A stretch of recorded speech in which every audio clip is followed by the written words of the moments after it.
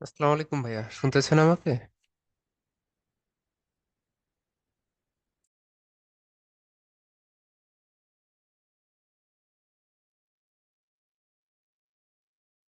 সালাম ভাই, আমাকে শুনতে পাচ্ছেন? জি ভাইয়া, জি। একদম আ- ক্লিয়ার। ওকে। আচ্ছা, ঠিক আছে ভাই, আমি শুরু করে দিচ্ছি।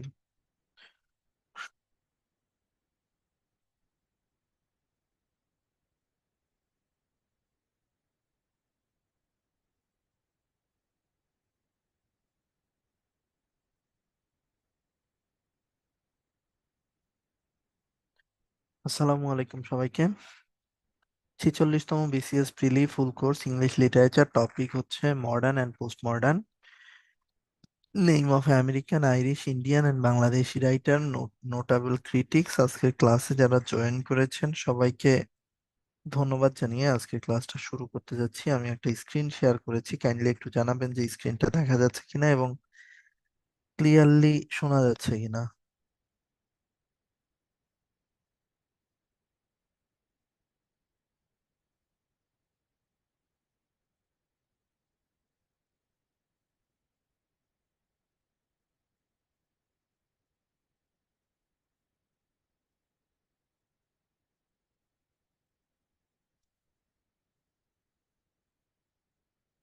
আচ্ছা, স্বাক্ষর বলছে আসসালামু আলাইকুম ভাই, এক্সাম নাকি ঈদের পর হবে শুনলাম। সো রুটিন যা আছে ওভাবেই চলবে নাকি চেঞ্জ হবে? ডেইলি দুটা করে ক্লাস শেষ করা যাচ্ছে না। স্বাক্ষর একটু টেক্সটটা কিউ অ্যান্ড এ তে দেন। সালাম ভাই হচ্ছে আমাদের মানে কি বলে আপনার উত্তরণের যারা হচ্ছে অ্যাডমিনিস্ট্রেশনে আছেন, যারা এ ব্যাপারে ডিসিশন দিতে পারবেন তাদের সাথে কথা বলে এটার একটা অ্যান্সার দেবার চেষ্টা করবে।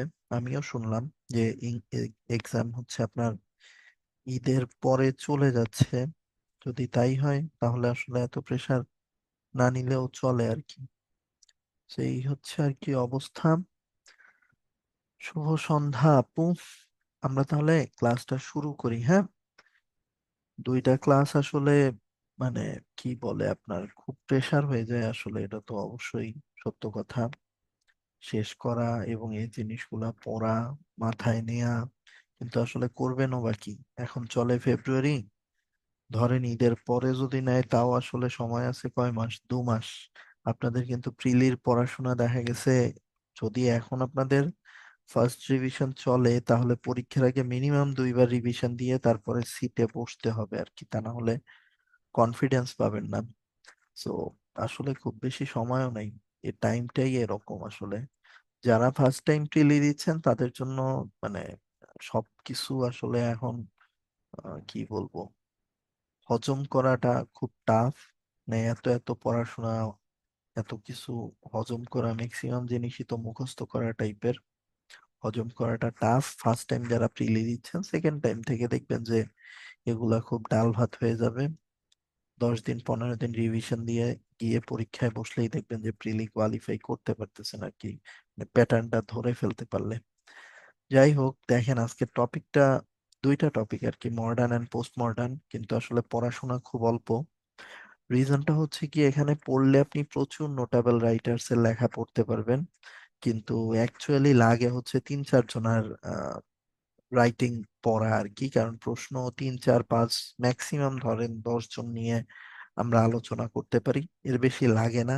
রিজন হচ্ছে কি, এখান থেকে প্রশ্ন কম হয় এবং দ্বিতীয়ত হচ্ছে এটা হিউজ একটা টপিক। সো আপনি যখন এটা পড়বেন তখন অন্য টপিকে কিন্তু আপনার টাইম ইনভেস্টমেন্ট কমতে থাকবে।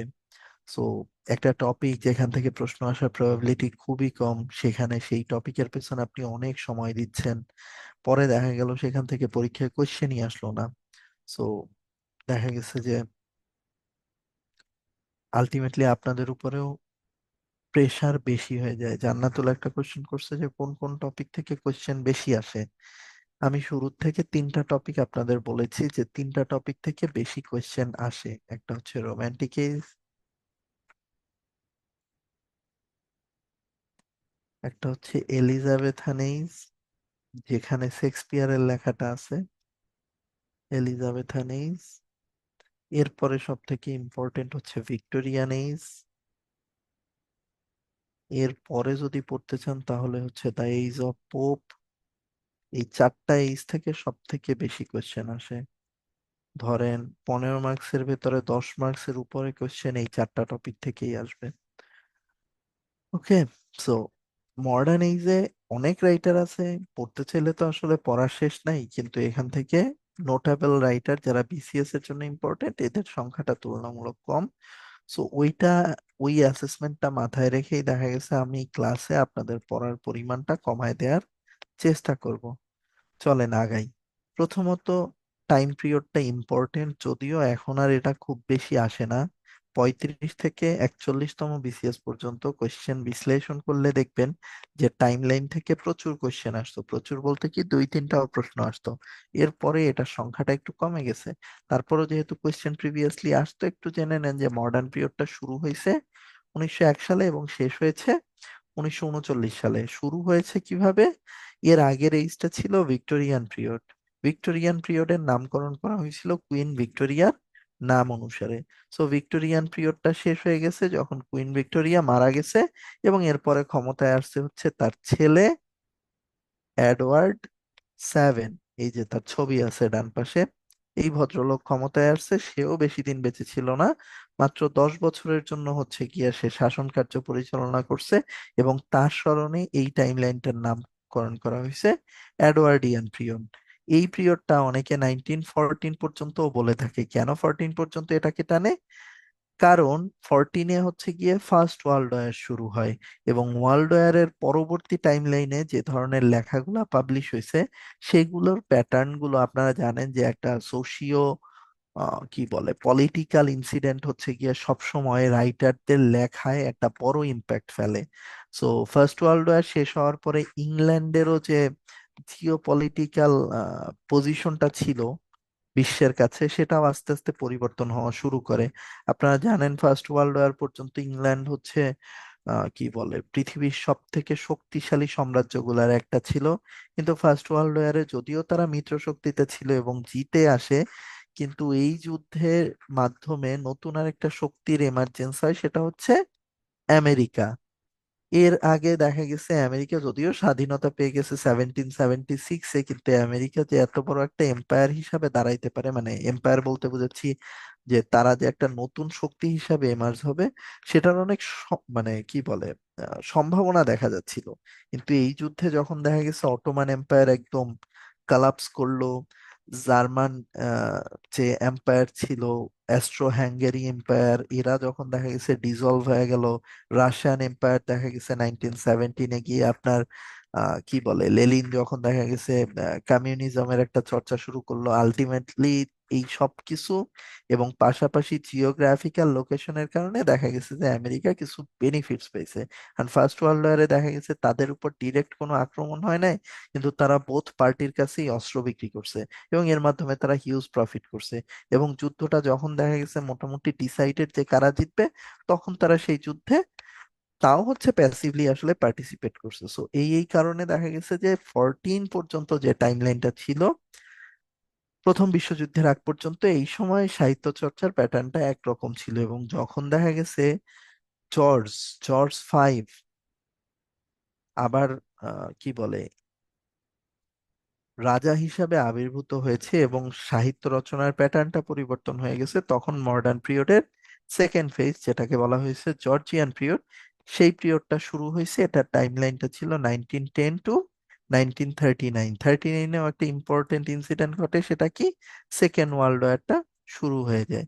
তো বুঝতেই পারতেছেন মডার্ন পিরিয়ডের যে টাইমগুলো, এগুলোর উপরে বড় দুইটা প্রভাব বিস্তার করছে ফার্স্ট ওয়ার্ল্ড ওয়ার এবং সেকেন্ড ওয়ার্ল্ড ওয়ার। এখান থেকে পড়তে হবে কি, শুধুমাত্র এই টাইম লাইন দুইটা জানলেই চলবে, মডার্ন টাইম পিরিয়ডের টাইম লাইনটা সম্পর্কে জানলেই চলবে। চলে আসেন, এই যে বিখ্যাত রাইটার কে কে ছিল, সর্বপ্রথম কে কোন বংশোদ্ভূত ছিল এটা ম্যাটার করে। এখান থেকে প্রশ্ন আসে যে আইরিশ বংশোদ্ভূত রাইটার কে, স্কটিশ বংশোদ্ভূত রাইটার কে, তারপরে কে হচ্ছে গিয়া ব্রিটিশ কিন্তু পরবর্তীতে আমেরিকায় মাইগ্রেট হয়ে তার লেখালেখি শুরু করছিল, কে আমেরিকান কিন্তু দেখা গেছে ইংল্যান্ডে এসে তার লেখালেখি শুরু করছিল। এই প্রশ্নগুলা হচ্ছে ঘুরায় ফিরাইয়া আসে। তার মানে এই স্লাইডটা হচ্ছে ইম্পর্টেন্ট, তার ভেতরে যারা রেড কালারে লেখা তারা আরো বেশি ইম্পর্টেন্ট।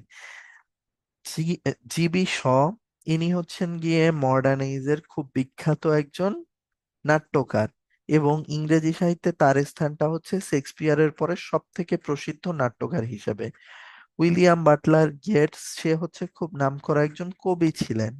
জেমস জয়েস, তিনিও হচ্ছে একজন বিখ্যাত কবি ছিলেন। এরা সবাই ছিলেন আইরিশ বংশোদ্ভূত, কিন্তু এদের ইংরেজি সাহিত্যের উপরে প্রচন্ড পরিমাণে প্রভাব ছিল। আপনারা জানেন যে যুক্তরাজ্যের ভেতরে আসলে আয়ারল্যান্ড চলে আসে, স্কটল্যান্ড চলে আসে, ইংল্যান্ড চলে আসে, ওয়েলস চলে আসে। এজন্য এদেরকে আসলে ইংলিশ কবি হিসাবেই স্বীকৃতি দেয়া হয়ে থাকে। অন্যদিকে আমেরিকান যেসব কবি আছে মডার্ন পিরিয়ডের, তাদের ভেতরে সব থেকে পপুলার হচ্ছেন টি.এস. এলিয়ট এবং আর্নেস্ট হেমিংওয়ে। হেমিংওয়ে নোবেলিস্ট হিসাবে সাহিত্য চর্চা করে প্রসিদ্ধ হয়েছিলেন, এবং টি.এস. এলিয়ট হচ্ছে গিয়ে সাহিত্যের বিভিন্ন শাখায় লেখালেখির চেষ্টা করছে, নভেলও আছে তার, পোয়েমও আছে তার। ঠিক আছে, সো এদের নামগুলা মোটামুটি মনে রাখলেই হবে। ইউকের মধ্যে নর্দার্ন আয়ারল্যান্ড যায়, রাইট ভাইয়া, ইউকের মধ্যে নর্দার্ন আয়ারল্যান্ড যায়। আয়ারল্যান্ড হচ্ছে কি আপনার স্বাধীন রাষ্ট্র হিসাবে এমার্জ হয়। কিন্তু আয়ারল্যান্ড স্বাধীনতা পায় কবে, কেউ বলতে পারবেন? আয়ারল্যান্ড স্বাধীনতা পায় কবে? আয়ারল্যান্ড ঐতিহাসিকভাবে কখনো কখনো ইংল্যান্ডের মানে কি বলে ইংল্যান্ডের কিংডমের আন্ডারে ছিল, ব্রিটিশ কিংডমের আন্ডারে ছিল। কখনো কখনো তারা রেবেলিয়াস অ্যাক্ট করছে, এবং এ কারণে আপনারা হয়তো বা দেখা গেছে যে অনেক সময় দেখবেন যে আয়ারল্যান্ড, আহ, ইংল্যান্ডের যিনি কি বলে কিং ছিলেন, তাকে বলা হচ্ছে king of England, Ireland and Scotland. আয়ারল্যান্ডের এই যে নর্দার্ন আয়ারল্যান্ড পার্টটা ইউকের সাথে থাকবে, এবং সাউদার্ন আয়ারল্যান্ড পার্টটা যে আলাদাভাবে থাকবে, এই জিনিসটা ডিসাইড হয়েছে ফার্স্ট ওয়ার্ল্ড ওয়ারের পরে। আপনারা যারা পিকি ব্লাইন্ডার্স দেখছেন তারাও এই সময়ের পলিটিক্সটা সম্পর্কে আইডিয়া করতে পারবেন। আয়ারল্যান্ডকে স্বাধীনতা দিতে আসলে যুক্তরাজ্য রাজি ছিল না। এটার পেছনে একটা বড় রিজন হচ্ছে গিয়া মেরিটাইম যে লাইনটা আছে। আপনারা জানেন যে যুক্তরাজ্য হচ্ছে ইটসেলফ একটা কি বলে আপনার দ্বীপ। সো আয়ারল্যান্ড যেহেতু এই পাশেই আছে, একে যদি স্বাধীনতা দিয়ে দেয়া হয় তাহলে আপনার মেরিটাইম যে বাউন্ডারি আছে, মেরিটাইম যে বাউন্ডারি অর্থাৎ মেরিন যে বাউন্ডারি আছে, কোস্ট লাইন আছে, সেখান থেকে হচ্ছে গিয়ে ইংল্যান্ডের লসে পড়তে হবে। এই কারণে দেখা গেছে আয়ারল্যান্ড যদিও প্রাকৃতিক সম্পদে অনেক প্রাচুর্যশীল ছিল না, কিন্তু তারপরও আয়ারল্যান্ডকে আসলে মানে ছাড়তে রাজি ছিল না। যাই হোক, ফার্স্ট ওয়ার্ল্ড ওয়ারের পরে এটা নিয়ে বহুত কাহিনী হয়। আয়ারল্যান্ডে দেখা গেছে তৎকালীন রাশিয়ার যে কমিউনিজম আহ শাসন ব্যবস্থা এস্টাবলিশ করে লেনিন, তার মাধ্যমেও প্রভাবিত হয়। এখানে হচ্ছে ওয়ার্কিং ক্লাস খুব শক্তিশালী হয়ে যায়। পরবর্তীতে দেখা গেছে এদের সাথে দেন দরবার হয়, এবং আলটিমেটলি মানে যে ডিসিশনটা হয় সেটা হচ্ছে নর্থার্ন আয়ারল্যান্ড পার্টটা যুক্তরাজ্যের সাথে ইন্টিগ্রেট করবে, এবং সাউদার্ন আয়ারল্যান্ড পার্টটা হচ্ছে আয়ারল্যান্ড নামে আলাদা একটা রাষ্ট্র ঘোষণা করবে। সো এই মানে ইনসিডেন্টটা হচ্ছে গিয়ে ফার্স্ট ওয়ার্ল্ড ওয়ারের পরের একটা ইনসিডেন্ট। ইংরেজি সাহিত্য দেখা গেছে রচনা করা শুরু হয়েছে সেই 450 এডি থেকে। ধরেন আহ, যে সময়টা থেকে অনেক বেশি প্রফিসিয়েন্ট ইংরেজি সাহিত্য, সেটাও 1500 সাল থেকে। সো 1500 থেকে 1900 পর্যন্ত এই 400 বছর তো প্রায় আয়ারল্যান্ডের যেসব সাহিত্যিক ছিল তারাও নিজেদেরকে ইংল্যান্ডের সাহিত্যিক হিসেবেই বিবেচনা করছে। জিনিসটা এরকম যে 1947-এর আগে উপমহাদেশের যে কোনো সাহিত্যিক তারা তো আসলে ছিল সাবকন্টিনেন্টের সাহিত্যিক ওই পার্সপেক্টিভ থেকে। ঠিক আছে, ওকে, যাই হোক, ইন্ডিয়ান কিছু সাহিত্যিকও হচ্ছে গিয়ে আহ কি বলে ইন্টারন্যাশনাল রাইটার হিসাবে স্বীকৃতি পাইছে। তাদের মধ্যে একজন হচ্ছে নীরদ সি চৌধুরী। আপনারা তার নাম শুনে থাকবেন, আত্মঘাতী বাঙালি নামে একটা লেখা দ্বারা সে খুব প্রসিদ্ধ হয়েছিলেন। ইংরেজ রাইটার হিসাবে সে স্বীকৃতি পেয়েছিলেন দা autobiography,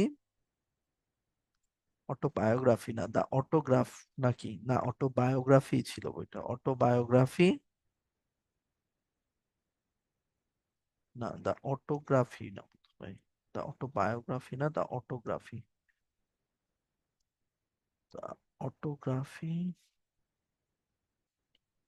of an of an unknown Indian. এখানে নীরজ সি চৌধুরীর নিজের লাইফের কাহিনী আসলে বর্ণিত হয়েছে। অটোগ্রাফি যেহেতু বুঝতেই পারতেছেন, সো এটা নীরজ সি চৌধুরী হচ্ছে তার জীবদ্দশার শেষের সময়গুলোতে, সে সরকারি চাকরিজীবী ছিলেন, শেষের সময়গুলোতে হচ্ছে গিয়ে আহ, ইংল্যান্ডে মাইগ্রেট করেন এবং ওখানে গিয়ে লেখালেখি শুরু করেন। তো ওখানে থাকা অবস্থায় হচ্ছে সে এই বইটা রচনা করেন, যার মাধ্যমে দেখা গেছে সে ইংরেজি সাহিত্যে হচ্ছে খুব পপুলার হয়েছিলেন। আর কে নারায়ণের বিখ্যাত লেখাগুলো হচ্ছে স্বামী অ্যান্ড ফ্রেন্ডস,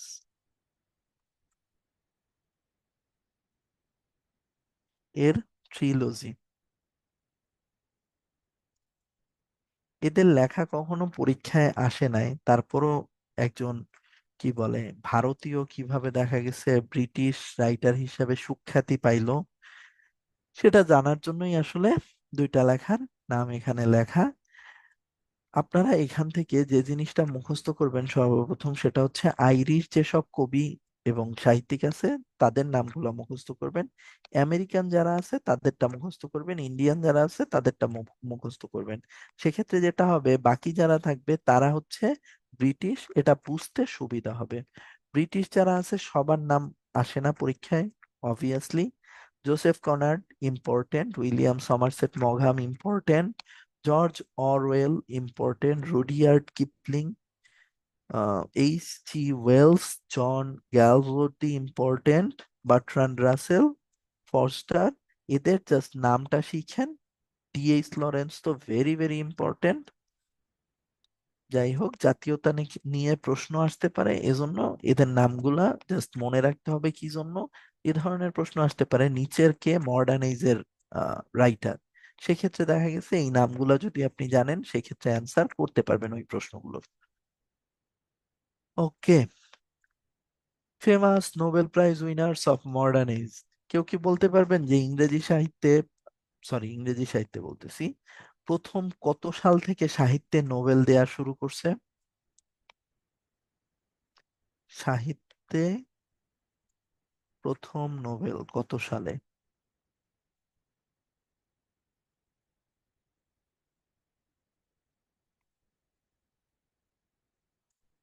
শুভ্রা অ্যান্সার দিছে।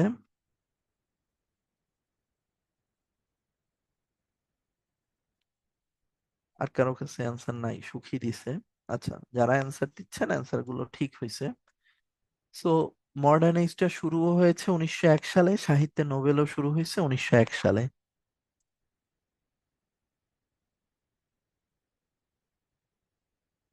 আচ্ছা, ক্লাসের লাস্টে দিয়ে দিব না আরমান। সো প্রথম 1901 সালে ইংরেজি সাহিত্যে নোবেল পেয়েছিলেন যে ভদ্রলোক, তার নাম হচ্ছে সালি প্রুডহোম। উনি বেসিক্যালি একজন ফ্রেঞ্চ রাইটার ছিলেন, ফ্রেঞ্চ রাইটার। সো এটারে আইরনি অফ ফেইটও বলতে পারেন যে ফরাসি একজন রাইটার হচ্ছে গিয়ে সর্বপ্রথম নোবেল প্রাইজ পেয়েছিলেন ইংরেজি সাহিত্যে তার কন্ট্রিবিউশনের জন্য। রুডিয়ার্ড কিপলিং, উনি নোবেল লাভ করেছিলেন 1907 সালে। রুডিয়ার্ড কিপলিং যে বইটার জন্য নোবেল প্রাইজ পেয়েছিলেন, এই বইটা, গল্পটা আপনারা সবাই, আমি আমার ধারণা শুনছেন। বইটার নাম হচ্ছে দ্য জাঙ্গল বুক। মোগলির গল্প আমরা সবাই শুনছি। সো এই দ্য জাঙ্গল বুকের জন্য রুডিয়ার্ড কিপলিং হচ্ছে 1907 সালে নোবেল প্রাইজ লাভ করেন। ডব্লিউ বি ইয়েটস, ওনাকে আমরা সব থেকে বেশি প্রুডহোম কোন বইয়ের জন্য পাইছি এটা লাগবে না ভাইয়া, খুব দাঁত খিচে যায় এরকমের একটা বই নামটা। সো ওইটার মানে নাম না জানলেও চলবে, ঠিক আছে। যতটুকু লাগবে অতটুকু বলে দিচ্ছি জান্নাতুল, বেশি শিখলে কিন্তু বিপদে পড়বেন। ডব্লিউ বি ইয়েটস, ইয়েটস হচ্ছে গিয়ে কিপলিং রোমান্টিক এজে কেমনে থাকে ভাইয়া, সে কত বছর পাচ্ছে? রোমান্টিক এজ হচ্ছে 1798 থেকে 1832। যদি আমি ধরে নেই যে সে মানে একদম 32-এর দিকেও লেখা প্রকাশ করে, তাহলেও তার বয়স ছিল 20 বছর। আবার মডার্ন এজেও এসে লিখছে, ভিক্টোরিয়ানে ছিল, রাইট? যাই হোক, ডব্লিউ বি ইয়েটস উনি কি জন্য পপুলার ছিলেন? আমরা তাকে সব থেকে বেশি চিনি কি কারণে? আপনারা অবশ্যই জানেন যে বাংলা সাহিত্যের প্রবাদ পুরুষ রবীন্দ্রনাথ ঠাকুর, সে কি জন্য হচ্ছে গিয়া নোবেল পাইছিল? তার গীতাঞ্জলি নামে একটা বই ছিল, সেই বইয়ের কবিতাগুলোকে ইংরেজিতে ট্রান্সলেট করা হয়েছিল, এবং সেই বইটা যখন পাবলিশ করা হয় তখন সেই বইয়ের সম্পাদনা এবং ভূমিকা লিখছিলেন হচ্ছে গিয়ে ডাব্লিউ বি ইয়েটস। উনি 1923 সালে হচ্ছে নিজেও নোবেল প্রাইজ পেয়েছিলেন। ডাব্লিউ জিবি শ জিবি শ হচ্ছে গিয়ে তার নাটক রচনার জন্য অনেক বেশি পপুলার ছিলেন। সে কিছু কি বলে আপনার কবিতাও লেখার চেষ্টা করছিলেন, বাট ওগুলা সেরকম পপুলারও হয় নাই। জিবি শ মূলত হচ্ছে নাটকের প্লেয়ার ছিলেন, এবং 1925 সালে সে স্পেসিফিক কোন কোন বইটার জন্য, কোন নাটকটার জন্য হচ্ছে নোবেল পাইছে ওভাবে তো বলা হয় নাই, কিন্তু ধারণা করা হয় তার পিগমালিয়নের জন্য তাকে হচ্ছে গিয়ে আপনার দেয়া হয়েছিল, কি বলে, নোবেল প্রাইজ দেয়া হয়েছিল। সর্বশেষে আসে পার্ল এস বাক। উনি নোবেল প্রাইজ পেয়েছিলেন 1938 সালে, এবং উনি ছিলেন একজন আমেরিকান উইমেন।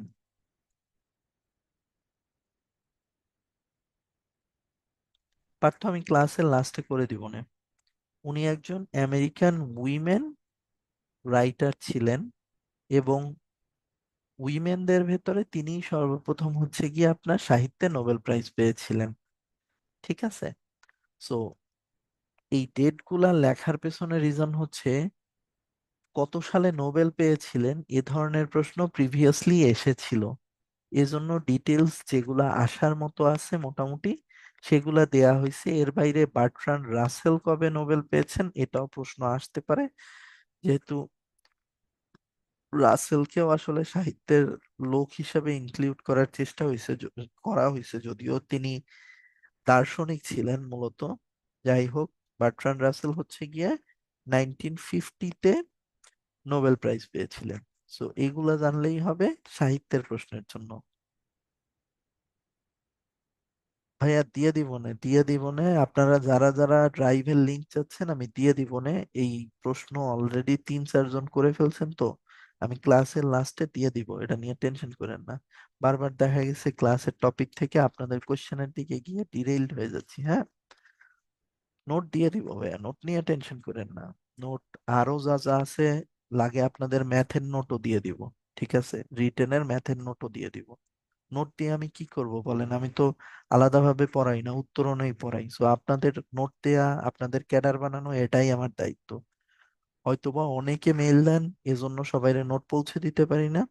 যা যা আছে নোট ম্যাক্সিমামই আসলে প্রিলিম নোট আসলে ওইভাবে এই 3টা সাবজেক্টই ছিল। আর নোট ওরকম ছিল না, রিটেনের অনেক নোট ছিল, কিন্তু এগুলা আসলে সফট কপি বানানোর আর এনার্জি ছিল না, ওগুলা ফেলে দিছি। যা টুকটাক আছে আপনারা যখন রিটেন দিবেন তখন ওগুলাও দিয়ে দিব না। ঠিক আছে, সমস্যা নেই। ওকে, আসেন একটু পড়াশোনায় থাকি আমরা। হেনরি জেমস, ওনাকে নিয়ে কখনো মানে বিসিএস এ প্রশ্ন আসে নাই। উনি বেসিক্যালি পপুলার কেন? ওনাকে বলা হয় কি ট্রানজিশনাল ফিগার বিটুইন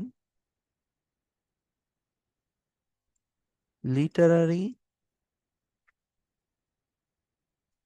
ন্যাশনালিজম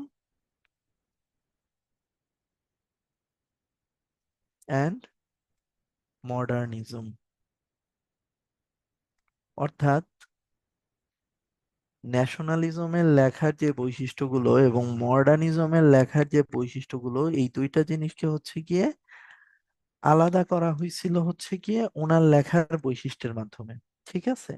ওনার সব থেকে বিখ্যাত লেখা হচ্ছে গিয়ে the portrait of a lady. এটা ওনার খুব বিখ্যাত একটা নোবেল, যেটার প্রোটাগনিস্ট ছিলেন ইজাবেল আর্চার,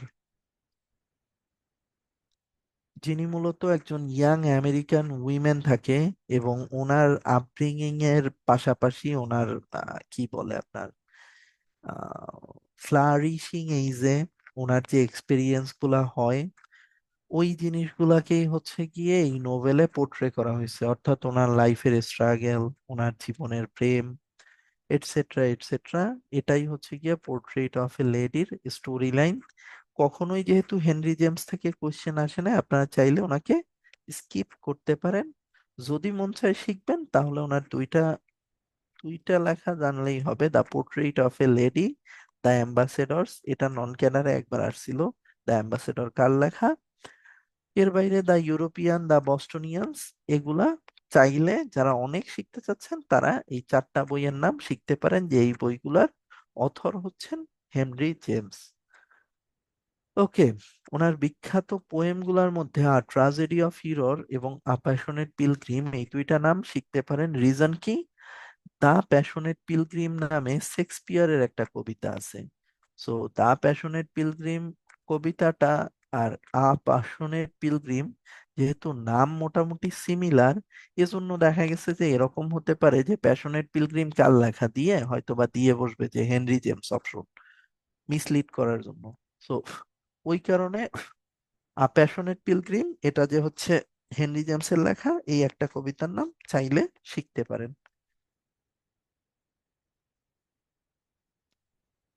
নেক্সট হচ্ছে আপনার George Bernard Shaw. George Bernard Shaw হচ্ছে গিয়ে উইলিয়াম শেক্সপিয়ারের পরে দ্বিতীয় সেরা ব্রিটিশ নাট্যকার হিসেবে আখ্যায়িত এবং স্বীকৃত। তিনি আইরিশ নাট্যকার এবং সমালোচক হিসেবে প্রসিদ্ধ ছিলেন, এবং তার জন্মস্থানটা হচ্ছে আয়ারল্যান্ডের রাজধানী ডাবলিন। তার প্রকাশিত নাটকের সংখ্যা লাগবে না।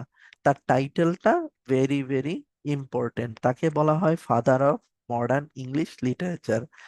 ফাদার অফ ইংলিশ লিটারেচার বলা হয় উইলিয়াম শেক্সপিয়ারকে, এবং father of modern English literature বলা হয় জর্জ বার্নার্ড শকে। দুইজনের টাইটেল যেহেতু অলমোস্ট সিমিলার, এজন্য দেখা গেছে টাইটেল, মানে টাইটেল রিলেটেড কোশ্চেনে একটু খেয়াল রাখেন, আবার ভুল যাতে না হয়। তার রচিত নাটক সমূহকে ড্রামা অফ আইডিয়ালস বলা হয়ে থাকে, কারণ তিনি হচ্ছে গিয়ে ড্রামা অফ আইডিয়াস নামে প্রসিদ্ধ। কারণ হচ্ছে গিয়ে তার নাটকে ড্রামা বলতে যে জিনিসটা বোঝানো হয়, অর্থাৎ একটা জিনিসকে হচ্ছে গিয়ে অনেক পেঁচায় পোর্ট্রে করা, ওই জিনিসটা করার সবসময় একটা কি বলে, একটা সাবকনশাস একটা ট্রাই থাকতো।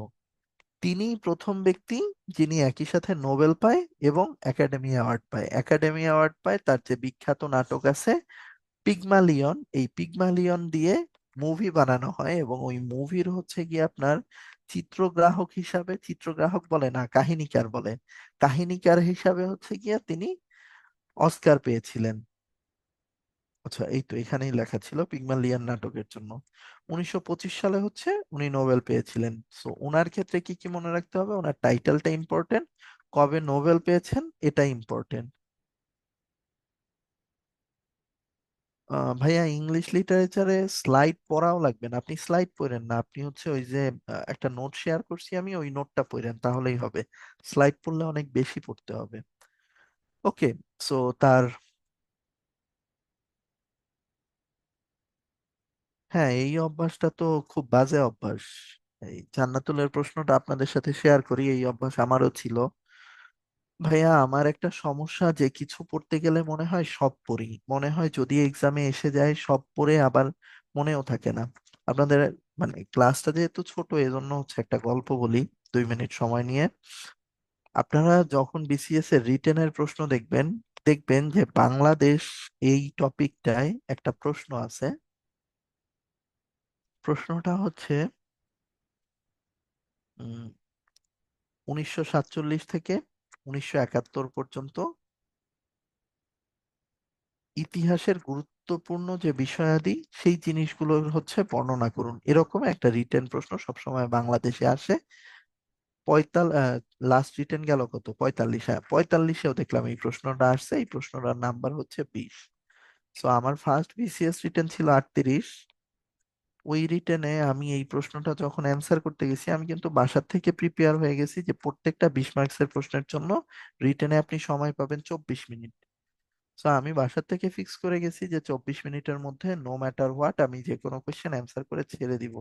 কিন্তু 1947 থেকে 1971 এই প্রশ্নগুলো হচ্ছে এমন এন্টাইসিং কোশ্চেন, যখন আমি লেখা শুরু করছি আমি 47-এর দেশ বিভাগ লিখছি, আমি 48-এর ইনসিডেন্ট লিখছি, যে 48-এর শুরুর দিকে হচ্ছে কি আপনার কাশ্মীর ইস্যু নিয়ে যুদ্ধ হয়েছে। এরপরে দেখা গেছে আমি 1950-র ইস্যুস লিখছি, 1952-এর ইস্যুস লিখছি, তারপরে চলে গেছি 1955-এ, 1956-এ 56-র যে আপনার হচ্ছে আইয়ুব খান আসলো, আইয়ুব খান এসে যে শিক্ষা আন্দোলন হলো এই ইস্যুস গুলা লিখছি। তারপর হচ্ছে 1958 লিখতে গেছি, 1962 হচ্ছে শিক্ষা আন্দোলন হয়েছিল, 56-তে হচ্ছে আপনার আইয়ুব খান হচ্ছে কি ওই যে ইস্কান্দার মির্জা আইয়ুব খানের যে প্লটটা ওইটা লিখছি। এরকম করে করে আমি যখন এই কোশ্চেনটা অ্যান্সার করছি আমি দেখি আমার হয়ে গেছে 1 ঘন্টা 20 মিনিট। এখন আপনি বুঝেন যে 1 ঘন্টা 20 মিনিটে আমি একটা প্রশ্ন অ্যান্সার করছি, যেখানে এটা অ্যান্সার করার কথা 24 মিনিট। তাহলে আর রিটেনের কিছু থাকে? সো এটা যখন আমি করছি, এই কোশ্চেনটা মনে হয় 20-22 পেজ লিখে ফেলছি। করার পরে আমার পাশের সিটে আমারই পরিচিত আমার একটা ভাই ছিল, আফিফ করে নাম। ও বলতেছে যে ভাই আপনি এটা ভুল করছেন, ও হচ্ছে কি আপনার 37-এর আরএইচডি ছিল, 38-এ আবার ওর রেল আসছিল, রেলে আর জয়েন করে নাই, যাই হোক। তো ও বলতেছিল যে ভাই বিসিএস এ তো আপনি, আমি যেহেতু ফার্স্ট টাইমার ছিলাম, কোথাও কোচিং টোচিং করি নাই, আমি তো আসলে এত কিছু জানতাম না। ও বলতেছিল যে ভাই এগুলা মানে কি বলে আপনার ট্রাপ কোশ্চেন, এই কোশ্চেনটারে আমি অ্যান্সার করছি 6 পেজে, সেক্ষেত্রে হয়তো বা আমারে 20-এ দিবে 10। আপনি এটারে অ্যান্সার করছেন কত পেজ, 20 পেজ, আপনারা এটায় কত দিবে, সর্বোচ্চ 14 দিবে। এখানে আপনি 4 মার্কসের একটা ডিফারেন্স করতেছেন, কিন্তু আপনি তো পুরো যে 10 সেট অ্যান্সার করা লাগতো 10 সেট অ্যান্সারই করতে পারতেছেন না এটার জন্য। সো এই ধরনের যে স্ট্র্যাটেজি, যে আমি বলতেছিলাম যে আমি ভাই এত কষ্ট করে এত এত ডেটা পড়ছি, এগুলো আমি না দিলে কিভাবে হয়। সো আলটিমেটলি কিন্তু দেখা গেছে পরে আমি যখন আমার মার্কশিট তুলছি, মার্কশিট তোলার পরে আমার বাংলাদেশে মার্কস ছিল মাত্র 108। শেষ করছিলাম কিন্তু ওটারে জগা খিচুড়ি শেষ করা বলে, 4 সেট প্রশ্ন আমি খুব বাজে অ্যান্সার করছিলাম। সো এজন্য পরবর্তীতে কিন্তু দেখা গেছে আমি ওখান থেকে যে জিনিসটা বুঝতে পারছি, এটা হচ্ছে গিয়ে একটা প্রশ্ন অনেক বেশি লেন্দি লিখতে গিয়ে অন্য কোশ্চেনের খারাপ অ্যান্সার দিয়ে আসলে আপনি ভালো এক্সাম দিয়ে আসতে পারবেন না, এবং এটা রাইট অ্যাপ্রোচও না। এ কারণে আমি কিন্তু শুরু থেকে দেখা গেছে ইংলিশের টিচার হওয়া সত্ত্বেও আপনাদের বলছি যে আপনারা সাহিত্য কম পড়বেন। কেন? কারণ সাহিত্য শুধুমাত্র প্রিলি কোয়ালিফাই করার জন্য লাগে, রিটেনে এটার কোনো ইম্প্যাক্টই নেই, ইনফ্যাক্ট ক্যাডার হবার ক্ষেত্রেও এটার ইম্প্যাক্ট খুবই কম। তাহলে এই জিনিসের পেছনে আপনি এত সময় কেন দিবেন? আপনি যদি সাহিত্যে 15-তে 8-9ও পান, তাতেও আপনার প্রিলি পার হয়ে যাবে। সো এখানে এই 15-তে 12 পাওয়ার জন্য আপনি যদি সব পড়েন, হয়তো বা আপনি 3 মার্কসের একটা ডিফারেন্স তৈরি করবেন, কিন্তু এই 3 মার্কসের ডিফারেন্স তৈরি করতে গিয়ে আপনি যে পরিমাণে সাহিত্যের পেছনে সময় দিবেন, ওই সময়টা দেখা গেছে আপনি বাংলা সাহিত্যের পেছনে দিলেও অনেক কাজে দিবে। কারণ বাংলা সাহিত্য মানে বিসিএস রিটেনে এটার অনেক ইম্প্যাক্ট আছে, 30 মার্কসের কোশ্চেন আসে সরাসরি, 3 মার্কসের যে প্রশ্নগুলো আসে ওগুলা। এজন্য এই যে অভ্যাস যে আমি সব পড়বো, এই অভ্যাস আপনার যেভাবেই হোক সাবসাইড করে আসতে হবে। কারণ এই অভ্যাস থাকলে আপনি ক্যাডার হতে পারবেন না, হতে পারবেন না, পারবেন না। আপনি দেখবেন 14 ঘন্টা করে পড়তেছেন, তাও আপনি দিন শেষে হয়তো বা দেখা গেছে ম্যাক্সিমাম নন ক্যাডার হবেন। অন্যদিকে আপনার ফ্রেন্ড যে স্ট্র্যাটেজিক্যালি পড়বে, সে 5 ঘন্টা পরেও দেখা গেছে ফরেন অ্যাডমিন ক্যাডার নিয়ে নিতে পারে। সো বিসিএস এ কিন্তু স্ট্র্যাটেজি অনেক ইম্পর্টেন্ট একটা রোল প্লে করে। এজন্য এ ধরনের অভ্যাস যাদেরই আছে যে আমি সব পড়বো সব পড়বো, এই রোল থেকে বের হয়ে আসেন, কারণ আপনি সব পড়লে টিচার হবেন, টিচারের সব জানা দরকার। আপনার তো ভাই টিচার হওয়া মাথা ব্যথা না, আপনার মাথা ব্যথা হচ্ছে আপনি ক্যাডার হবেন। ঠিক আছে, ওকে, আসেন আমরা জীবী ষ নিয়ে কথা বলতেছিলাম। জীবী ষয়ের লেখাগুলোর একটা বৈশিষ্ট্য হচ্ছে তিনি হচ্ছে এক শ্রেণীর কি বলে মানুষকে খুব ক্রিটিসাইজ করতেন বা ব্যান্টার করতেন, যারা হচ্ছেন মিলিটারি পার্সন, মিলিটারি পার্সনকে। ঠিক আছে, সো ওনার বিখ্যাত যে নাটকগুলো আছে তার মধ্যে একটা নাটক হচ্ছে গিয়ে আর্মস এন্ড দ্য ম্যান। এই আর্মস অ্যান্ড দ্য ম্যান এই নাটকে বেসিক্যালি তিনি হচ্ছে গিয়ে মিলিটারিদের খুব ইনসাল্ট করছেন। ওনার এরকমও একটা আছে, কোট আছে, যে 10 জনের ভেতরে 8জন মিলিটারি হচ্ছে গিয়ে মানে আইকিউ লেভেল থাকে সাধারণ মানুষের থেকেও নিচে, এরকম একটা স্টেটমেন্ট আছে ওনার। যাই হোক, তো আর্মস অ্যান্ড দ্য ম্যানের স্টোরি লাইনটা হচ্ছে, প্রোটাগনিস্ট হচ্ছে রেইনা, রেইনা পেটকফ। এখানে আরো উল্লেখযোগ্য ক্যারেক্টার হচ্ছে সার্জেই, লোকা এবং ব্লান্ট শেলি। এই হচ্ছে উল্লেখযোগ্য 4টা ক্যারেক্টার। নাটকের প্রেক্ষাপটটা হচ্ছে সার্বো বুলগেরিয়ান ওয়্যার, অর্থাৎ সার্বিয়া এবং বুলগেরিয়ার ভেতরে একটা যুদ্ধ হচ্ছিল। সেই যুদ্ধ যখন হচ্ছিল তখন সেই যুদ্ধের হচ্ছে গিয়ে একটা ক্যাভালরির চার্জে ছিল হচ্ছে সার্গেই। এই সার্গেই হচ্ছে গিয়ে রেইনার কি বলে আপনার পানি প্রার্থী ছিলেন, অর্থাৎ যুদ্ধ শেষে রেইনার সাথে এসে তার বিয়ে হবে, রেইনার বাবার সাথে এরকমের একটা কমিটমেন্ট ছিল সার্গেইর। আর রেইনা পেটকক হচ্ছে গিয়ে সেখানের একজন টিনেজ, টিনেজ বলা যায় না, মানে অ্যাডাল্টহুডে পা রাখছে এরকম একটা ক্যারেক্টার। তো এই বুলগেরিয়ান আহ, যারা হচ্ছে যোদ্ধা ছিলেন, যারা সেনাবাহিনীর ছিলেন, তাদের একজন ক্যাভেলরির কি বলে আপনার ক্যাভেলরির হচ্ছে ইনচার্জ ছিলেন সার্গেই। এবং সার্বিয়ার সাথে বুলগেরিয়ার যুদ্ধে এই ক্যাভেলরি হচ্ছে একটা খুব স্ট্রং স্ট্রং একটা কি বলে আপনার স্ট্রং হোল্ডের যুদ্ধে হচ্ছে গিয়ে একটা ফ্রন্টাল ওয়্যারে হচ্ছে গিয়ে এই ক্যাভেলরি বুলগেরিয়ান সাইড থেকে যে ক্যাভেলরি থাকে সার্গেইর চার্চে, তারা হচ্ছে গিয়ে জিতে। এবং এটা জেতার পরে দেখা গেছে সে ওয়্যার হিরো হিসাবে ব্যাপক পরিমাণে জনপ্রিয়তা পায়। তো ওই যুদ্ধটা থেকে যখন আহ সার্বিয়ার সাথে এই যুদ্ধটা হয়, ওই যুদ্ধ থেকে হচ্ছে গিয়ে সার্বিয়ার হয়ে একজন মার্সেনারি বলে এদেরকে, যারা টাকার বিনিময়ে যুদ্ধ করে, এরকম একজন মার্সেনারি হচ্ছে গিয়া পালায় ওখান থেকে। পালায়া সে এসে আশ্রয় নেয় হচ্ছে রেইনাদের যে বাড়িটা থাকে সেখানেই। তো সেখানে এসে যখন সে আশ্রয় নেয় তখন তো দেখা গেছে যে স্বাভাবিকভাবেই তারা যেহেতু বুলগেরিয়ানদের সাপোর্টার ছিল, তারে আশ্রয় দেবার কথা না, কিন্তু রেইনা তারপরও মানবিক কারণে তাকে আশ্রয় দেয়। কজ এই যে ক্যারেক্টারটা থাকে ওনার নাম থাকে ব্লান্সলি। সো এই ব্লান্সলি হচ্ছে গিয়ে আসলে সে যুদ্ধ করতে চাইতো না, সে নিতান্ত বাধ্য হয়ে হচ্ছে গিয়ে যুদ্ধে মানে ওই যে টাকা পাবে এজন্য নাম লিখায়। এবং সে আসলে দেখা গেছে যুদ্ধের সময় তার পকেটে লজেন্স নিয়ে ঘুরতেছে, যে কাউরে সে কনভিন্স করার চেষ্টা করবে লজেন্স দিয়ে, গুলি করে না, এরকম একটা কনসেপ্ট থাকে। যাই হোক, তো আহ, রেইনা তো হচ্ছে গিয়ে তার কাছে সার্গেইর গল্প করে। গল্প করার পরে সার্গেই বলে যে তোমার যে ফিয়ান্সে সে আসলে একটা বোকা। তোমরা তো ভাবতেছো যে সে বিশাল কিছু জয় করে ফেলছে, কিন্তু আসলে এটা হয়েছে লাকিলি। কিরকম লাকিলি? তো সে বলে যে যেই স্ট্রং হোল্ডটাই হচ্ছে গিয়ে সার্বিয়ার সাথে বুলগেরিয়ার যুদ্ধটা হয়, সেই জায়গায় মূলত সার্বিয়ারই জেতার কথা ছিল, কারণ তাদের সৈন্য সংখ্যা অনেক বেশি ছিল এবং তাদের কাছে স্ট্রং আর্টিলারিও ছিল।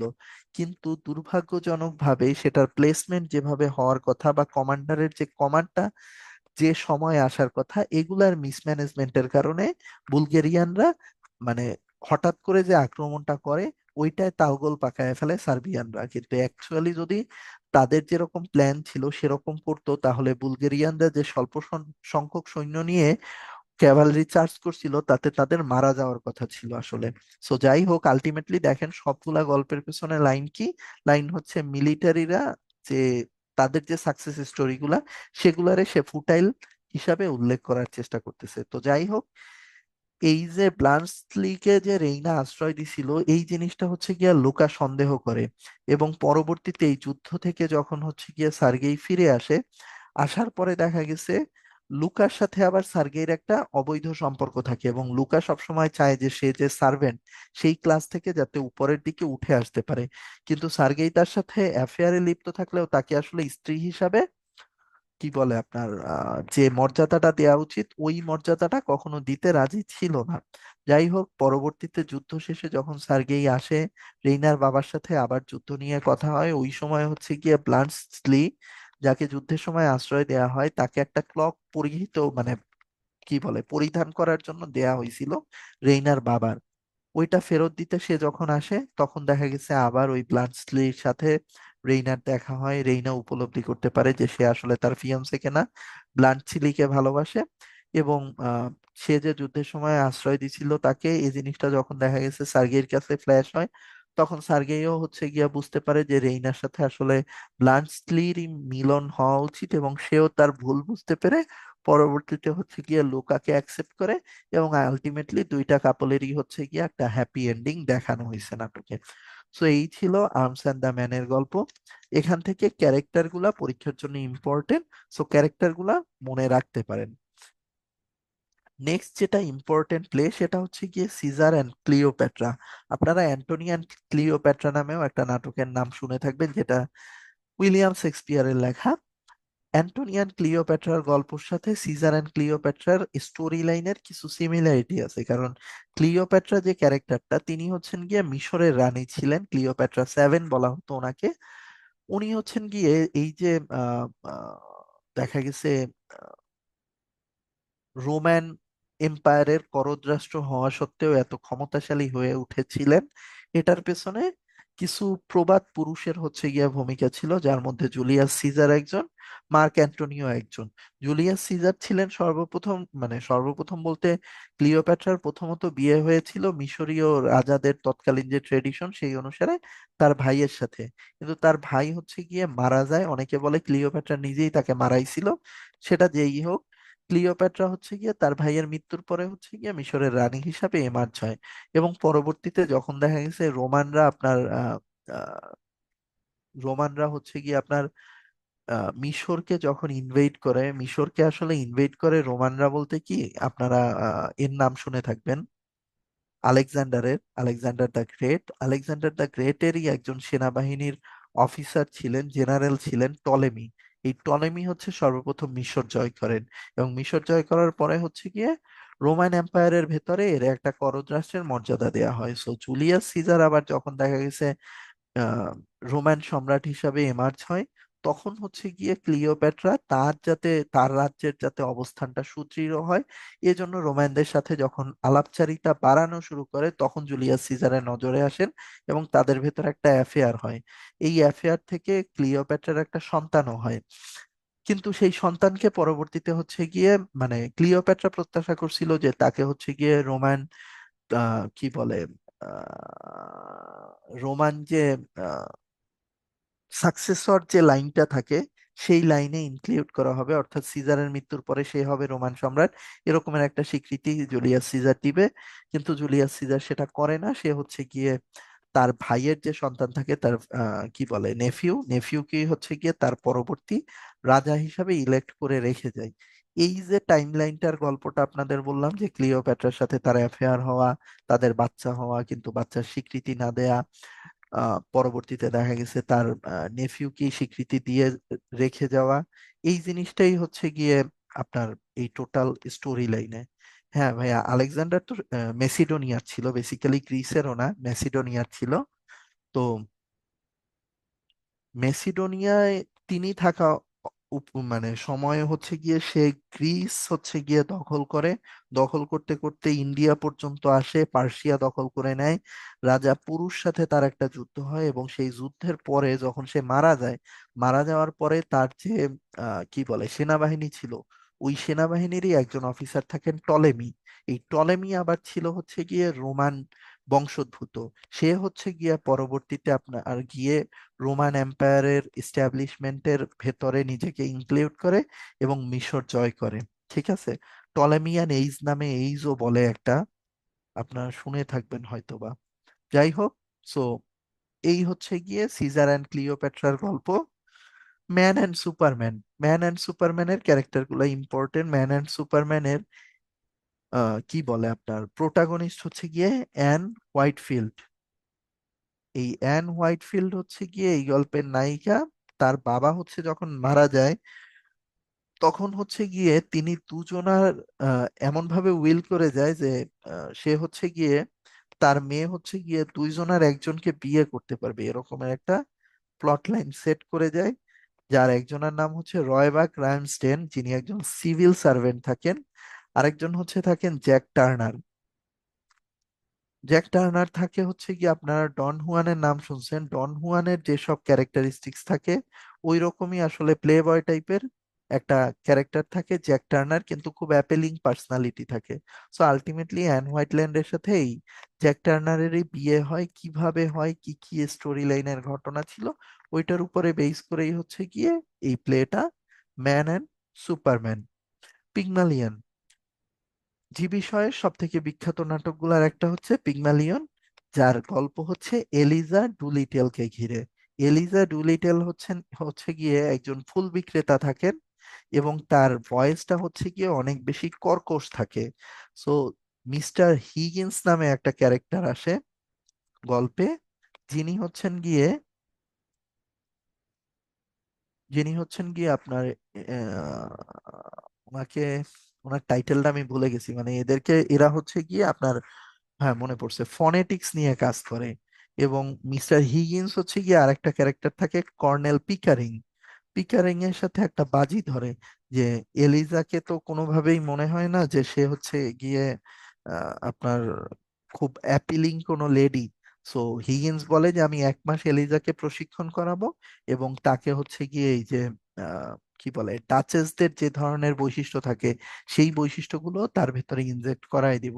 এবং ফাইনালি দেখা গেছে এলিজাকে আসলেই সে ওইভাবে পোর্ট্রে করতে সক্ষম হয়। এটা হচ্ছে গিয়ে অ্যাকচুয়াল গল্পের লাইন, ক্যারেক্টার গুলা শিখতে পারেন, ক্যারেক্টার গুলো থেকে প্রশ্ন আসলেও আসতে পারে।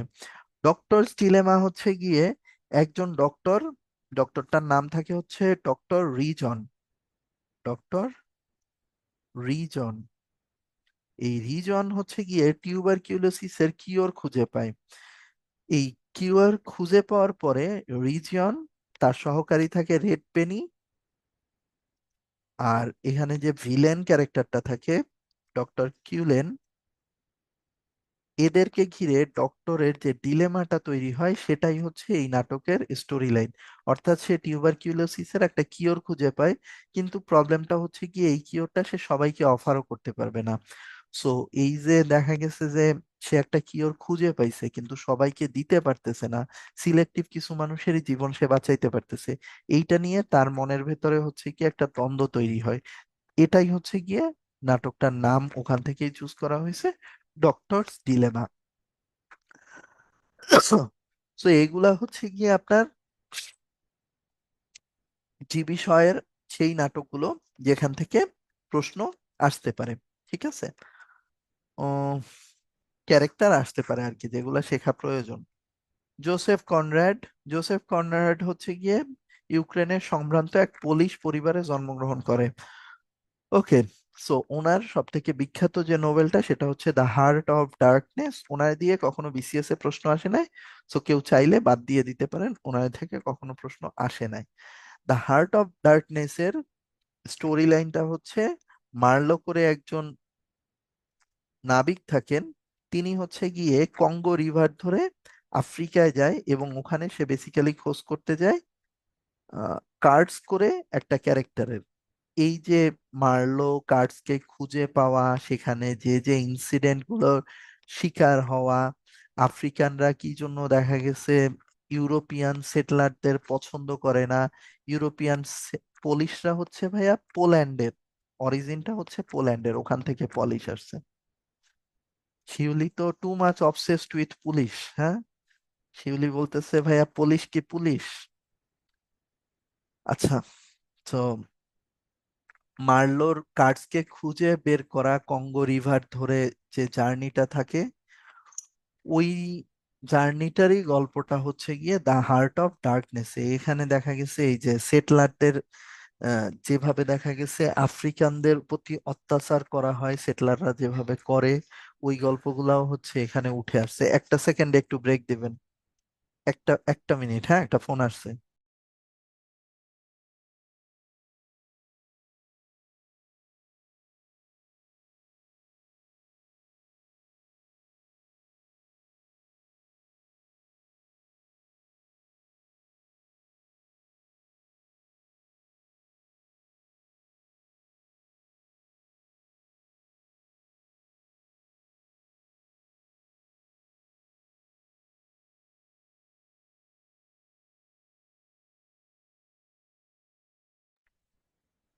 ওকে, সো মার্লো, কার্স, সেটেলারদের গল্প, আফ্রিকানদের উপরে কিভাবে নির্যাতন করা হয়েছে, কার্স কেন হচ্ছে গিয়ে আহ মার্লোর সংস্পর্শে আসতে চায় না, কি রিজন থাকে, এগুলা ঘিরেই হচ্ছে গিয়ে দ্য হার্ট অফ ডার্কনেস এর গল্প। যেহেতু কখনো জোসেফ কনার্ড থেকে প্রশ্ন আসে নাই, যারা চাচ্ছেন না বেশি শিখতে তারা বাদ দিয়ে দিতে পারেন।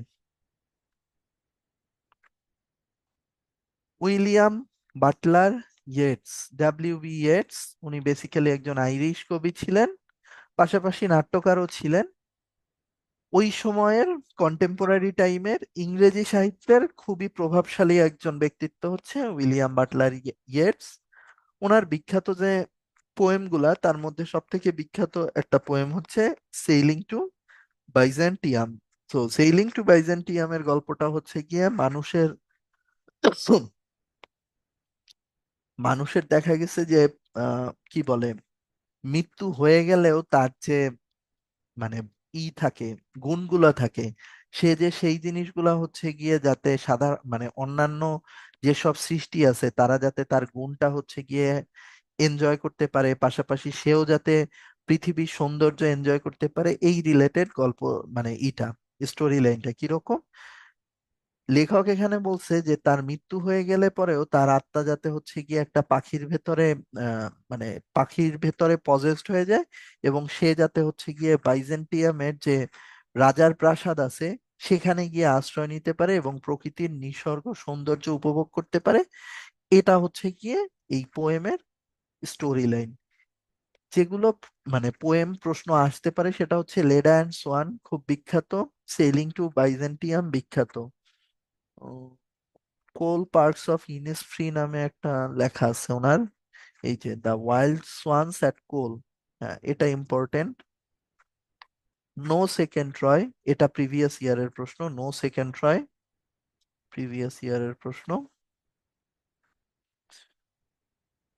তো আর হচ্ছে আইল অফ ইন্সফ্রি, এটাও প্রিভিয়াস ইয়ারের প্রশ্ন, যে আইলস অফ ইন্সফ্রি এটার স্টোরি লাইনটা কোত্থেকে পিক করা হয়েছে এরকম একটা প্রশ্ন আসছিল। সো আইল অফ ইন্সফ্রি যেটা, এটা হচ্ছে, এক সেকেন্ড দাঁড়ান, আইল অফ ইন্সফ্রি হচ্ছে গিয়ে আয়ারল্যান্ডের একটা লেক আছে, এই লেকের নাম অনুসারে হচ্ছে গিয়ে আইল অফ ইন্সফ্রির নামকরণটা করা হয়েছিল। অর্থাৎ ওই লেকের যে সৌন্দর্যটা, সেই সৌন্দর্যটার বর্ণনা দেয়া হয়েছিল আইল অফ ইন্সফ্রি এই কবিতায়। আর নো সেকেন্ড ট্রয়ের নো সেকেন্ড ট্রয়ের হচ্ছে কি স্টোরি লাইনটা হয়েছে ওই যে হেলেনের সৌন্দর্য রিলেটেড, হেলেনের সৌন্দর্যের কারণে যে ট্রয় যুদ্ধ হয়েছিল, ওই রকমের মানে ইনসিডেন্ট যাতে আর কখনো ইতিহাসে না তৈরি হয়, এরকম একটা মেসেজ হচ্ছে নো সেকেন্ড ট্রয় এই কবিতাটায় দেয়া হয়েছিল। ঠিক আছে, আহ এর বাইরে আর কোনোটা কি পড়ার প্রয়োজন আছে? দ্য গ্রিন হ্যামলেটটা দেখেন, দা টাওয়ার দেখেন, এই যেগুলো মার্ক করে দিছি এগুলার ভেতর থেকে প্রশ্ন আসার সম্ভাবনা অনেক বেশি। বাকিগুলো আপনি চাইলে বাদ দিয়ে দিতে পারেন, আমি নিজেও শিখিনি কখনো। সো ফ্রান্স কাফকা হচ্ছে গিয়ে যারা আপনার 100 ইয়ার্স অফ সলিটিউড পড়ছেন, তারপরে হচ্ছে গিয়ে হারুকি মুরাকামি পড়ছেন, তাদের কাফকার গল্পের কথা শোনার কথা। কাফকা হচ্ছে গিয়ে আপনার মেটামরফোসিস নামে একটা লেখার মাধ্যমে অনেক পপুলার হয়, মেটামরফোসিস। এবং ওনার লেখায় হচ্ছে গিয়ে আপনার কি বলে এটারে, ওনার লেখার জনরাটাই অনেক আলাদা, ম্যাজিক্যাল রিয়েলিটি নিয়ে উনি সব সময় লেখে। সো বিসিএস এর জন্য বেসিক্যালি এটা ইম্পর্টেন্ট না, ফ্রান্স কাফকা দিয়ে কখনো প্রশ্ন আসে না, ওই লেভেলে স্ট্যান্ডার্ড এখনো হয় নাই।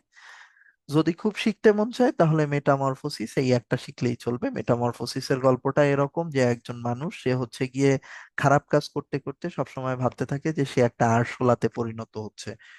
তো ওখানে হচ্ছে গিয়ে মানুষের ভেতরে মানুষের কনসায়েন্সের সাথে যে যুদ্ধটা, ওই গল্পটা এখানে বলা হয়েছে।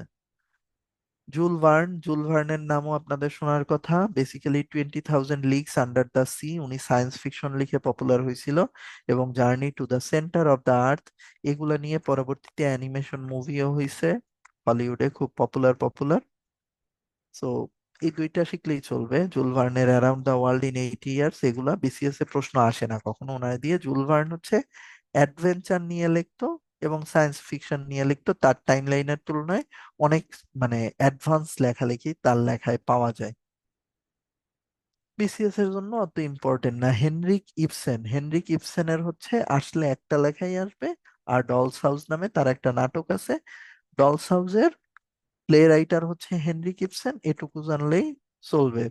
সিগমুন্ড ফ্রয়েড, ফ্রয়েড হচ্ছে কি একজন সাইকো অ্যানালিস্ট। সাইকো অ্যানালিস্ট কারা? আপনার স্বপ্নের ভেতরে যে ইনসিডেন্ট গুলা হচ্ছে, এই জিনিসগুলার ব্যাখ্যা দেওয়ার যারা চেষ্টা করছে, যে ধরনের মনোবিজ্ঞানীরা চেষ্টা করছে, তাদের হচ্ছে গিয়ে অগ্র সিগমুন্ড ফ্রয়েড।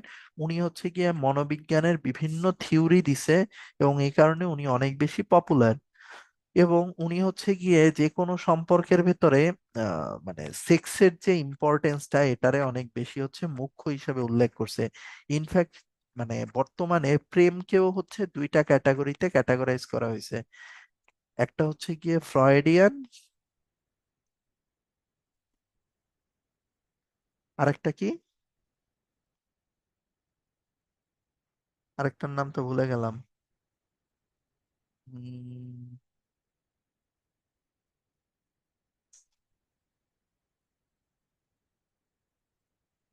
প্লেটোনিক।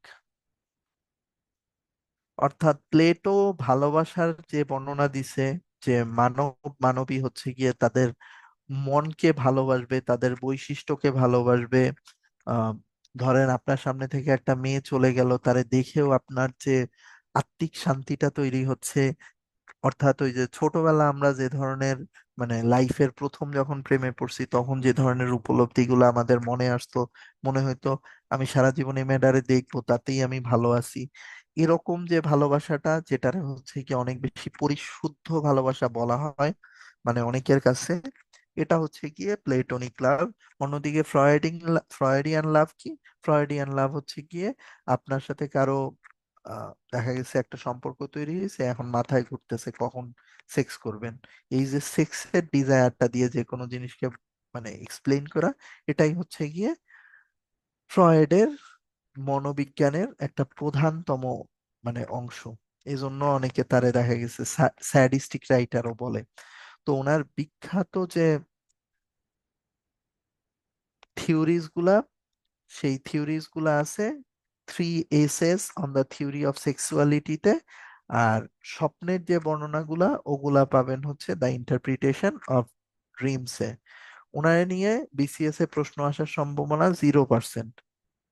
ও হেনরি, ও হেনরির বিখ্যাত স্টোরি হচ্ছে গিয়ে the gift of magi. The gift of ম্যাগির গল্পটা হচ্ছে গিয়ে দুইটা ক্যারেক্টার থাকে, একটা হচ্ছে ডেলা ডিলিংটন, ডিলিংহ্যাম, আর আরেকটা ক্যারেক্টার থাকে হচ্ছে গিয়ে জেমস, তার হাজবেন্ড। তো ওই ডেলা আর জেমস শুরুর দিকে তারা হচ্ছে অনেক ধনী থাকে, কিন্তু ভাগ্যের নির্মম পরিহাসে তারা হচ্ছে গরিব হয়ে যায়। তো গরিব হয়ে যাওয়ার পরে ও ডেলা হচ্ছে গিয়ে সব সময় চায় যে তার হাজবেন্ডকে সে একটা ভালো গিফট দিবে। তো এই জন্য সে অনেক টাকা জমায়। মানে ইসে আপনার এই যে খ্রিস্টানদের যে থাকে, কি বলে ওইটারে, 26 ডিসেম্বর ওরা জানি কি সেলিব্রেট করে, নিউ ইয়ারের আগে একটা কি জানি করে সেলিব্রেট, ওই যে ওরা ক্রিসমাস, রাইট, ক্রিসমাস। ক্রিসমাসে হচ্ছে গিয়ে ক্রিসমাসে হচ্ছে গিয়ে সে প্ল্যান করে তার হাজবেন্ডকে একটা গিফট দিবে, কিন্তু টাকা জমায়ও দেখা গেছে সে গিফট কেনার মতো পর্যায়ে যেতে মানে হয় না, আহ, সক্ষম হয় না। সিয়াম, আপনার বোধহয় হ্যান্ড রেইজ হয়ে আছে ভাইয়া, যদি কোনো প্রশ্ন থাকে ক্লাসের ব্রেকে বা লাস্টে করবেন, হ্যাঁ? ও, এক সেকেন্ড।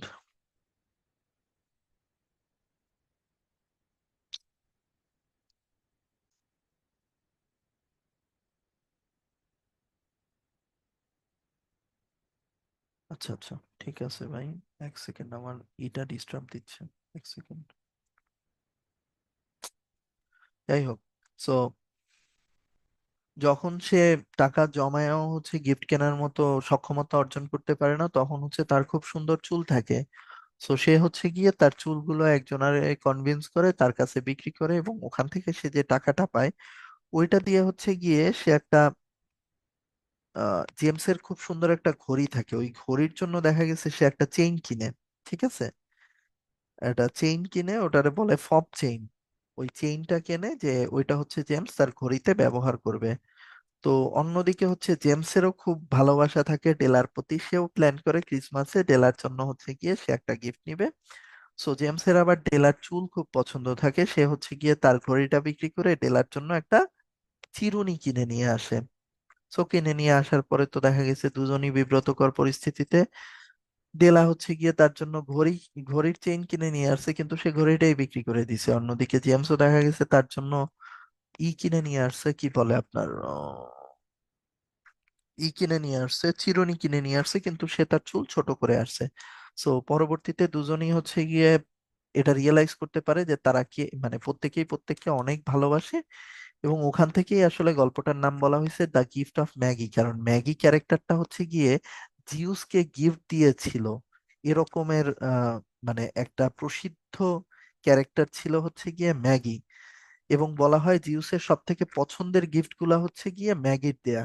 সো এখানে অ্যাকচুয়াল থিমটা হচ্ছে গিয়ে যে যিশু খ্রিস্ট যতখানি না ম্যাগির গিফটে সন্তুষ্ট হয়েছিল, তার থেকেও ভালো বা কি বলে ভালোবাসার গিফট হচ্ছে গিয়ে ডেলা জেমসকে দিয়েছিল এবং জেমস ডেলাকে দিয়েছিল। এটা বেসিক্যালি একটা ছোট গল্প, এবং এই ছোট গল্পটা হচ্ছে গিয়ে ও হেনরি, যার ডাকনাম হচ্ছে উইলিয়াম সিডনি পোর্টার। আহ, এই উইলিয়াম সিডনি পোর্টার হচ্ছে গিয়ে এই দ্য গিফট অফ ম্যাগি এই ছোট গল্পটা হচ্ছে ও হেনরি ছদ্মনামে প্রকাশ করেছিলেন। উইলিয়াম সিডনি পোর্টারের থেকে প্রশ্ন আসে, কি প্রশ্ন আসে? প্রথমত ও হেনরির অরিজিনাল নাম কি, এটা প্রশ্ন আসে। ও হেনরির অরিজিন থেকেও প্রশ্ন আসে, অর্থাৎ তিনি যে আমেরিকান এটাও ইম্পর্টেন্ট। আর দ্য গিফট অফ ম্যাগি কার লেখা, এই প্রশ্নটাও আসে। সো ও হেনরির দুইটা জিনিস পড়তে হবে, the gift of Maggi character গুলা শিখতে হবে, আর তার স্টোরি বুক ক্যাভেজ অ্যান্ড কিংস এটাও খুব বিখ্যাত, এখান থেকেও প্রশ্ন আসলেও আসতে পারে। ওকে, জন মিলিংটন সিঞ্জ, উনি আইরিশ নাট্যকার ছিল, এটুকু জানলেই চলবে। আর প্রশ্ন আসলে riders to the sea, riders to the sea কার লেখা নাটক, এটুকু জানলেই চলবে। জন মিলিংটন সিঞ্জ, অর্থাৎ ওনার একটা লেখা জানলেই চলবে, সবগুলা প্রয়োজন নাই। বার্ট্রান্ড রাসেল, উনি হচ্ছে গিয়ে একদিকে বিখ্যাত ম্যাথমেটিশিয়ান ছিল, আরেকদিকে বিখ্যাত ফিলোসফার ছিল। ইনফ্যাক্ট ম্যাথের প্রবাবিলিটির কিছু শাখা হচ্ছে বার্ট্রান্ড রাসেলের গবেষণার মাধ্যমে উন্মুক্ত হয়। সো ওনার ফিলোসফির কন্ট্রিবিউশন গুলাও আছে এখানে। হিস্ট্রি অফ ওয়েস্টার্ন ফিলোসফি ওনার খুব বিখ্যাত একটা বই, যেখানে হচ্ছে গিয়ে কি বলে আপনারা যারা হচ্ছে গিয়ে সোফিজ ওয়ার্ল্ড পড়ছেন, সোফির জগৎ পড়ছেন, তারাও এটার একটা মানে কি বলে প্রাইমারি কনসেপ্ট পাইছেন যে ওয়েস্টার্ন ফিলোসফি কিভাবে এস্টাবলিশ হয়েছে। ওই জিনিসটারই হচ্ছে গিয়ে অ্যাডাল্ট ভার্সনটা বার্ট্রান্ড রাসেলের লেখা। ওনার লেখা খুবই কাঠখোট্টা, যাদের বই পড়ার অভ্যাস আছে তারা হয়তো বা ট্রাই করে দেখতে পারেন। আমি পড়া ট্রাই করছিলাম, আমার খুবই কঠিন মনে হয়েছে ওনার লেখার ভাষা। যাই হোক, আর আরেকটা বড় বৈশিষ্ট্য হচ্ছে বার্ট্রান্ড রাসেলের, যে বার্ট্রান্ড রাসেল হচ্ছে গিয়ে যে কোনো থিওরিকে সবসময় ওয়েলকাম করছে। উনি কোনো কিছু নিয়েই লাইফে হচ্ছে গিয়ে অনেক বেশি রেস্ট্রিক্টেড ছিলেন না, অনেক বেশি রিজিড ছিলেন না। যে কোনো থিওরি উনি ওয়েলকাম করছে, এবং ওনার একটা বিখ্যাত কোটেশন আছে যে থিওরি মানে যে কোনো থিওরিকে হচ্ছে গিয়ে অ্যাকসেপ্ট যখন আমি করতে পারবো না, তখনই আমার মনে হবে যে আমি হচ্ছে গিয়ে হেডনিস্ট হয়ে গেছি। আহ, এখানে দেখেন ওনার কিছু বিখ্যাত কোটেশন আছে, there are two motives for reading a book, one that you enjoy it, the other you can boast about it. একটা বই পড়ার দুইটা উদ্দেশ্য হতে পারে, এক হচ্ছে গিয়ে আপনি বইটা পড়ে আনন্দ পাবেন, আর একটা হচ্ছে গিয়ে বই পড়ে আপনি গর্ব করবেন বা মানুষকে দেখাবেন যে আপনি এই বইটা পড়ছেন। Do not fear to be eccentric in opinion, মতবাদ দেওয়ার ক্ষেত্রে উদ্ভট মতবাদ দিতে কখনো ঘাবড়াবেন না। কেন? কারণ এখন যেটা আপনার মনে হচ্ছে উদ্ভট, এক সময় সরি এখন যেটা মনে হচ্ছে আপনার অ্যাকসেপ্টেবল, এক সময় এটাও উদ্ভটই ছিল। যেমন প্রথম যখন দেখা গেছে অ্যারিস্টাকাস বলছে যে পৃথিবী সূর্যের চারদিকে ঘুরে, এটা কিন্তু দেখা গেছে তার সময়ের মানুষরা অ্যাকসেপ্ট করে নাই। গ্যালিলিওরে তো আপনার আগুনেই নিক্ষেপ করছে। Of all forms of caution, caution in love is perhaps the most fatal to true happiness. উনি বলছে যে ভালোবাসা, মানে অ্যাকচুয়াল ভালোবাসা, ট্রু হ্যাপিনেস যদি আপনি ভালোবাসার মাধ্যমে খুঁজে পেতে চান, তাহলে কখনোই ভালোবাসার ক্ষেত্রে সতর্কতা অবলম্বন করা যাবে না। অর্থাৎ ভালোবাসা এত হিসাব নিকাশ করে না বাসতে উনি পরামর্শ দিছেন। শুনবেন কি শুনবেন না, it's up to you. Okay. Journey to the centre of the earth, এটা কার লেখা? একটা প্রশ্ন আসছে, অ্যান্সার করবেন।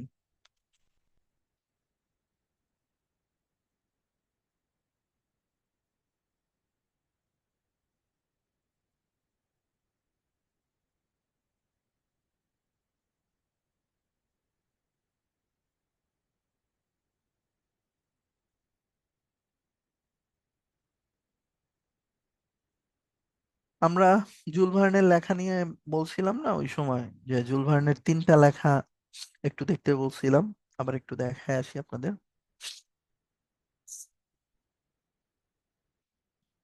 এই যে, journey to the centre of the earth, 20,000 leagues under the sea, and around the world in 80 days.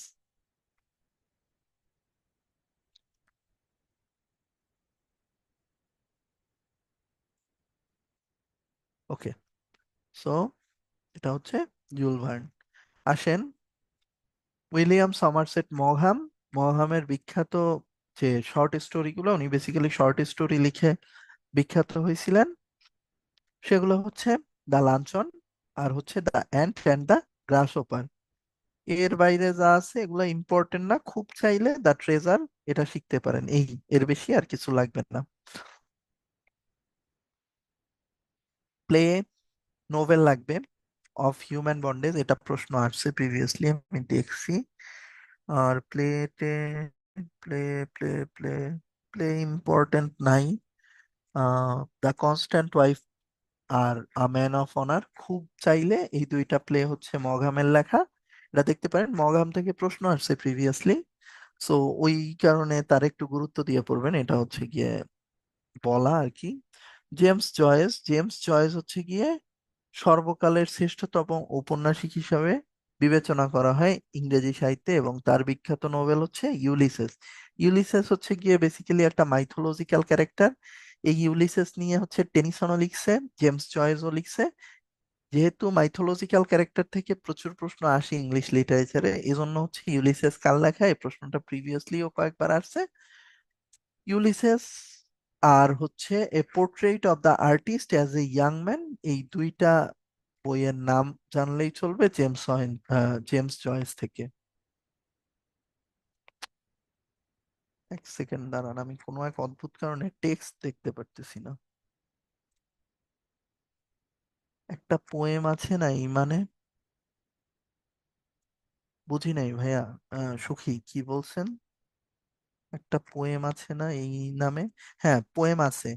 Poem হচ্ছে গিয়ে ইউলিসেস নামেই আছে সুখী। টেনিসনের একটা পোয়েম আছে ইউলিসেস নামে।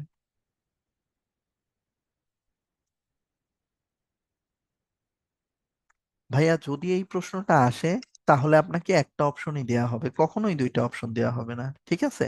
বাট এই একই নামের যাদের যেসব রাইটার আছে, সবগুলা রাইটারের নামটা মনে রাখার চেষ্টা করবেন। যেমন নাইটিঙ্গেল, নাইটিঙ্গেলও খুব কনফিউজিং কোশ্চেন, কারণ নাইটিঙ্গেল নামে তিনজন লিখছে।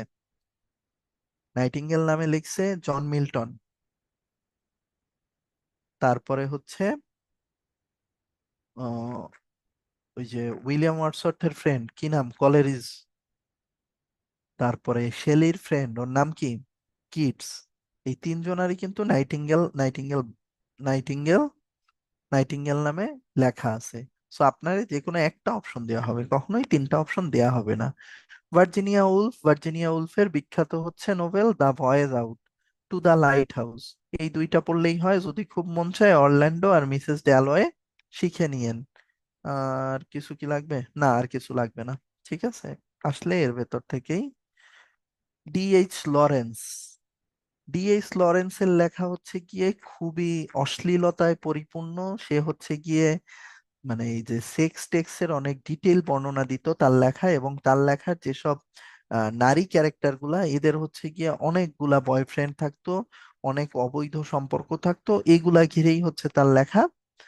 সো তার বিখ্যাত যে নোবেলগুলা, তার থেকে প্রশ্ন আসে।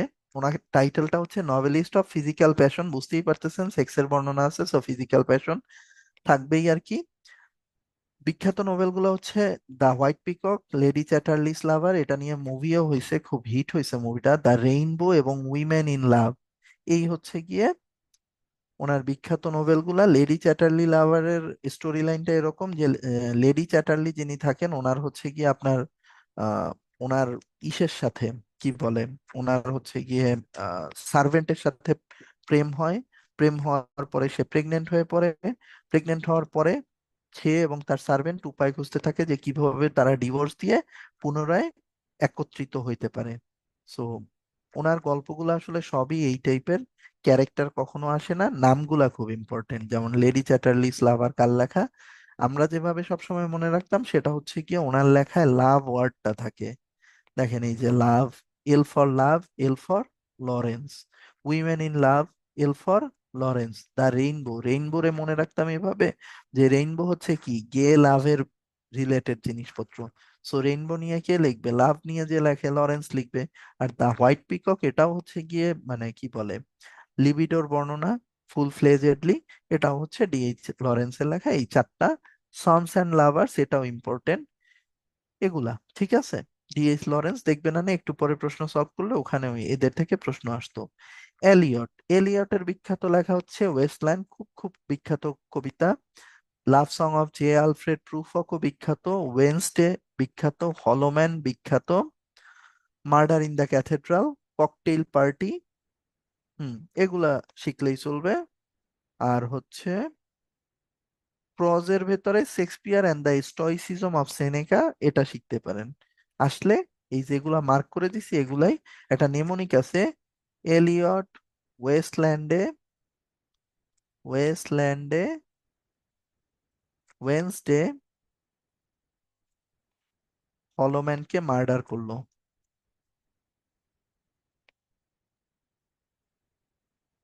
মার্ডার করলো। এই নেমোনিকটা দিয়ে হচ্ছে এলিয়টের লেখা মনে রাখা যায়। ওয়েস্টল্যান্ড দিয়ে তার বিখ্যাত কবিতা ওয়েস্টল্যান্ড, ওয়েন্সডে হচ্ছে অ্যাশ ওয়েন্সডে, হলোম্যান দা হলোম্যান, আর কি আছে, মার্ডার হচ্ছে গিয়ে মার্ডার ইন দ্য ক্যাথেড্রাল। ঠিক আছে। হেমিংওয়ে, হেমিংওয়ে দিয়ে আসলে শুধুমাত্র উপন্যাসের নাম আসবে, ক্যারেক্টার আসে না। আচ্ছা, মুভি থাকতে পারে মাহিয়ান, আমি আসলে দেখি নাই ভাইয়া, দেখে নিব নে, আপনি যেহেতু বলছেন। যদি ভালো হয় আসলে তাহলে বলেন আর কি। আর্নেস্ট হেমিংওয়ের হচ্ছে কি আসলে শুধুমাত্র নোবেল আসবে, ক্যারেক্টার আসে না। So the sun also rises, farewell to the arms, for whom the bell tolls এবং the old man and the sea, এটা প্রিভিয়াস ইয়ারের কোশ্চেন। সো এই চারটা উপন্যাস শিখলেই চলবে, নিচের গুলা ইম্পর্টেন্ট না, ইম্পর্টেন্ট না এগুলাই। ঠিক আছে, এই যেগুলা মার্ক করছি।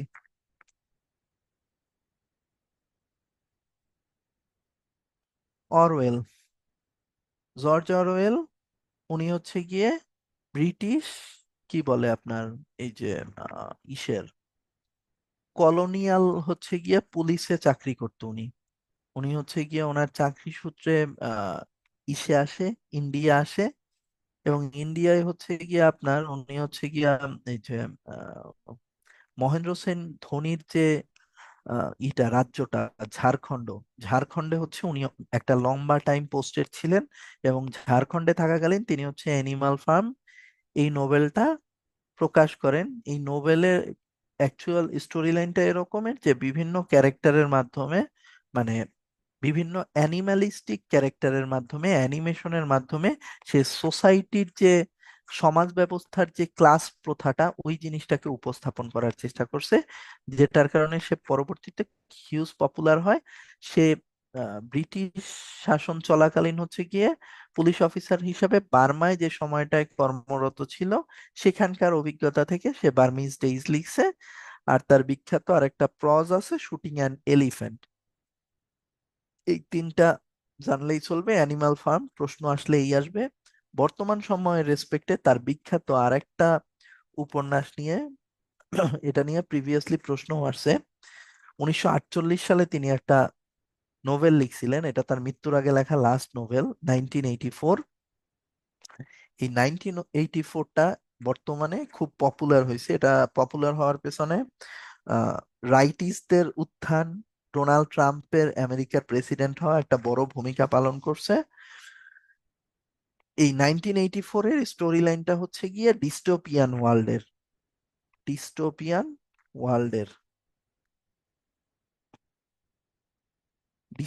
ওয়ার্ল্ডের কনসেপ্টটা হচ্ছে, ইউটোপিয়া মানে হচ্ছে গিয়ে পৃথিবীতে যা কিছু ঘটতেছে, যারা বসবাস করতেছে সবাই অনেক সুখে শান্তিতে আছে, রামরাজ্যের মতো ব্যাপারটা। রামরাজ্যের যেরকম গল্প শুনছি ওরকম। আর ডিস্টোপিয়া হচ্ছে গিয়ে পৃথিবীতে যারা বসবাস করতেছে কেউই আসলে সুখে নাই, সবাই হচ্ছে গিয়ে একটা ক্যাওসের ভেতরে আছে।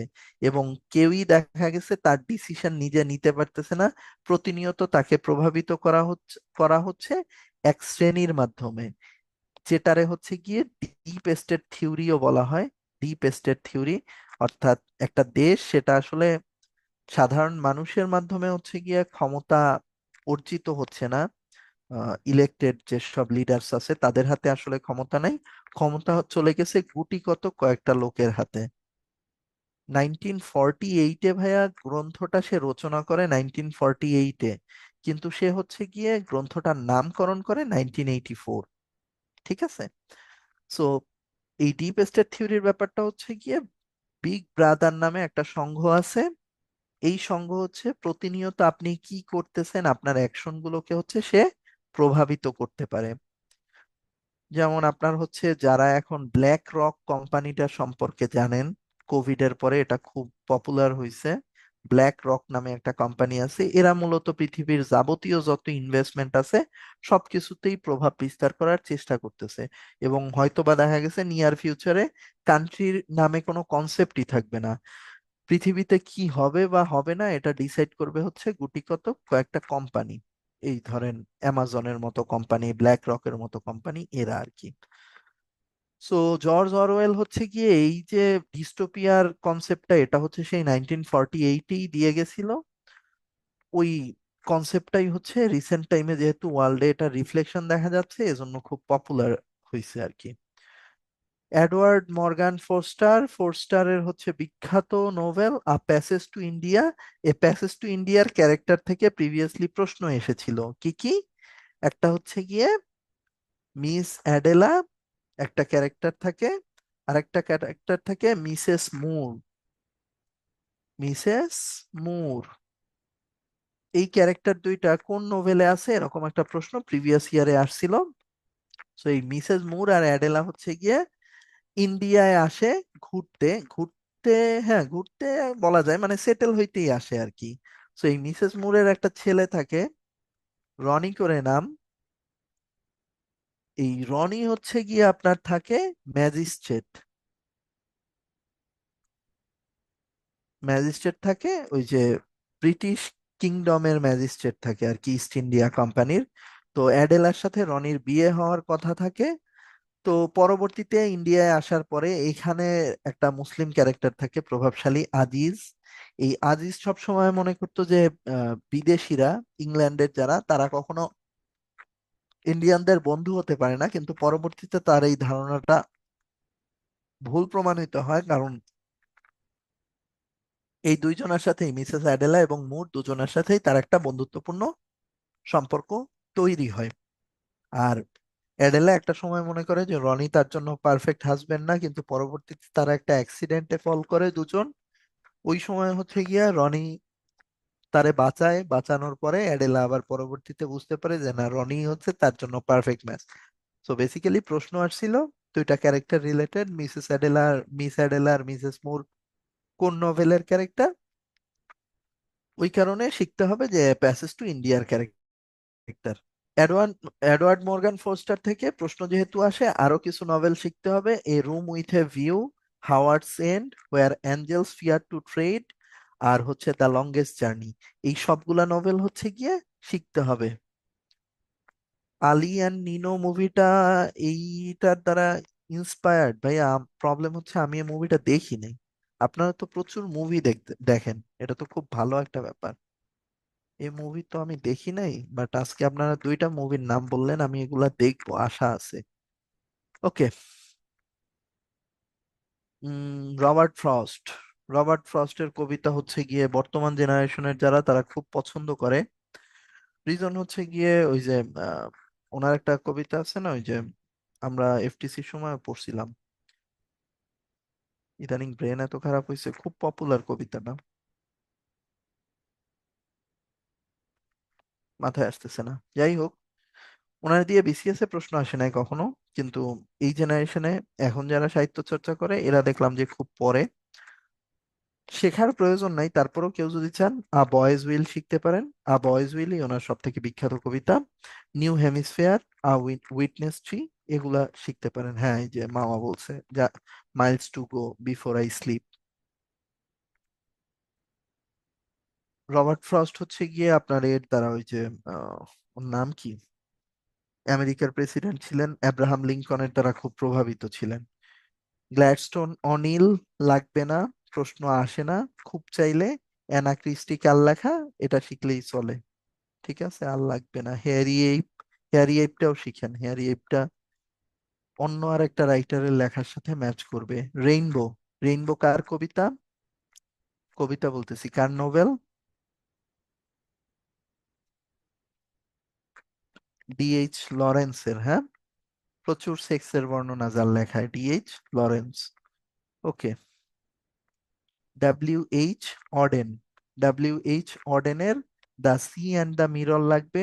In memory of W B Yeats, dance of death, এই তিনটা লাগবে অডেনের, যদি কেউ শিখতে চান আর কি। অনেক অডেন ইম্পর্টেন্ট, মোটামুটি শিখতে পারেন।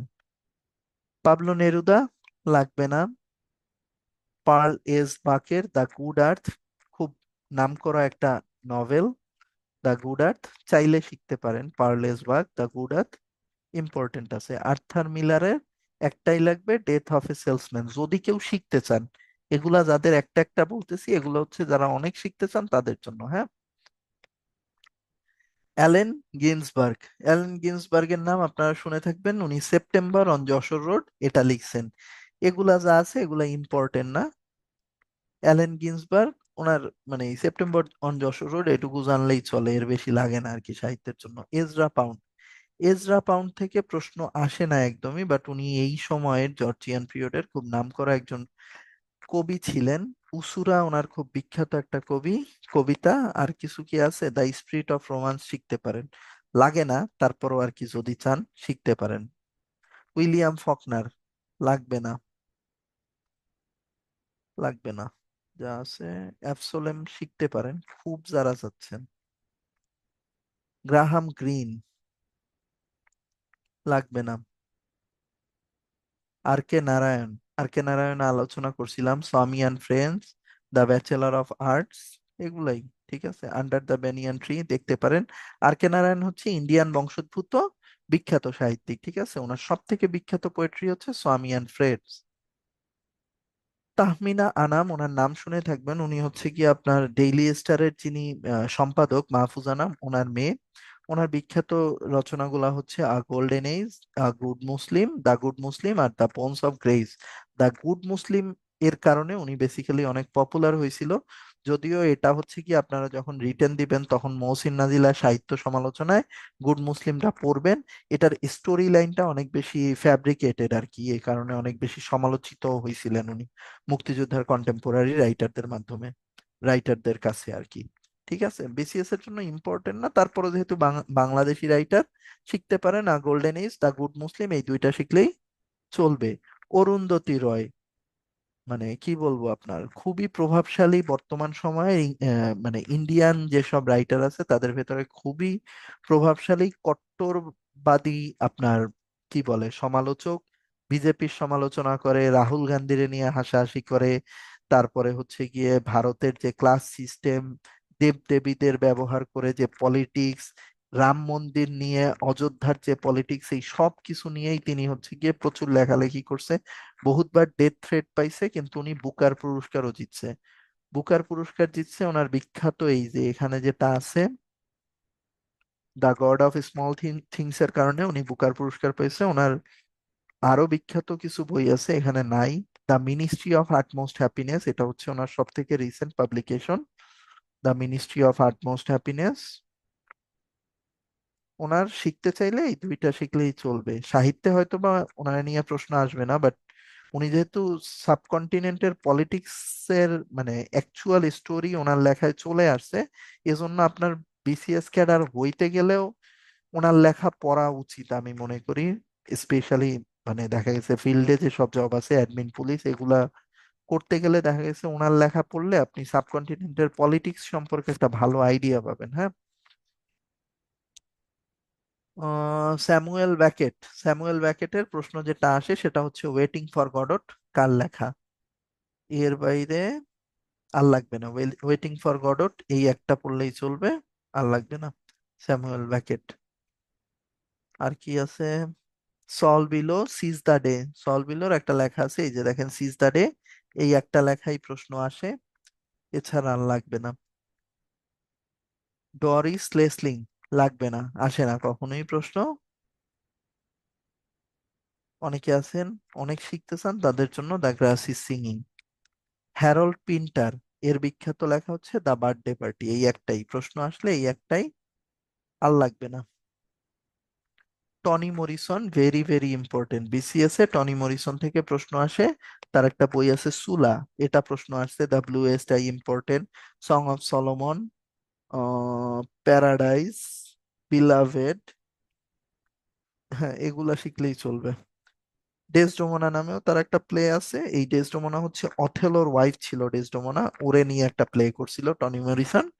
যেহেতু ডেসডেমোনা খুবই কি বলে আপনার মানে ট্রাজিক একটা স্টোরি ছিল, ওই কারণে তারে ব্যবহার করে হচ্ছে গিয়ে উনি লিখছে। টনি মরিসন খুবই প্রভাবশালী একজন writer.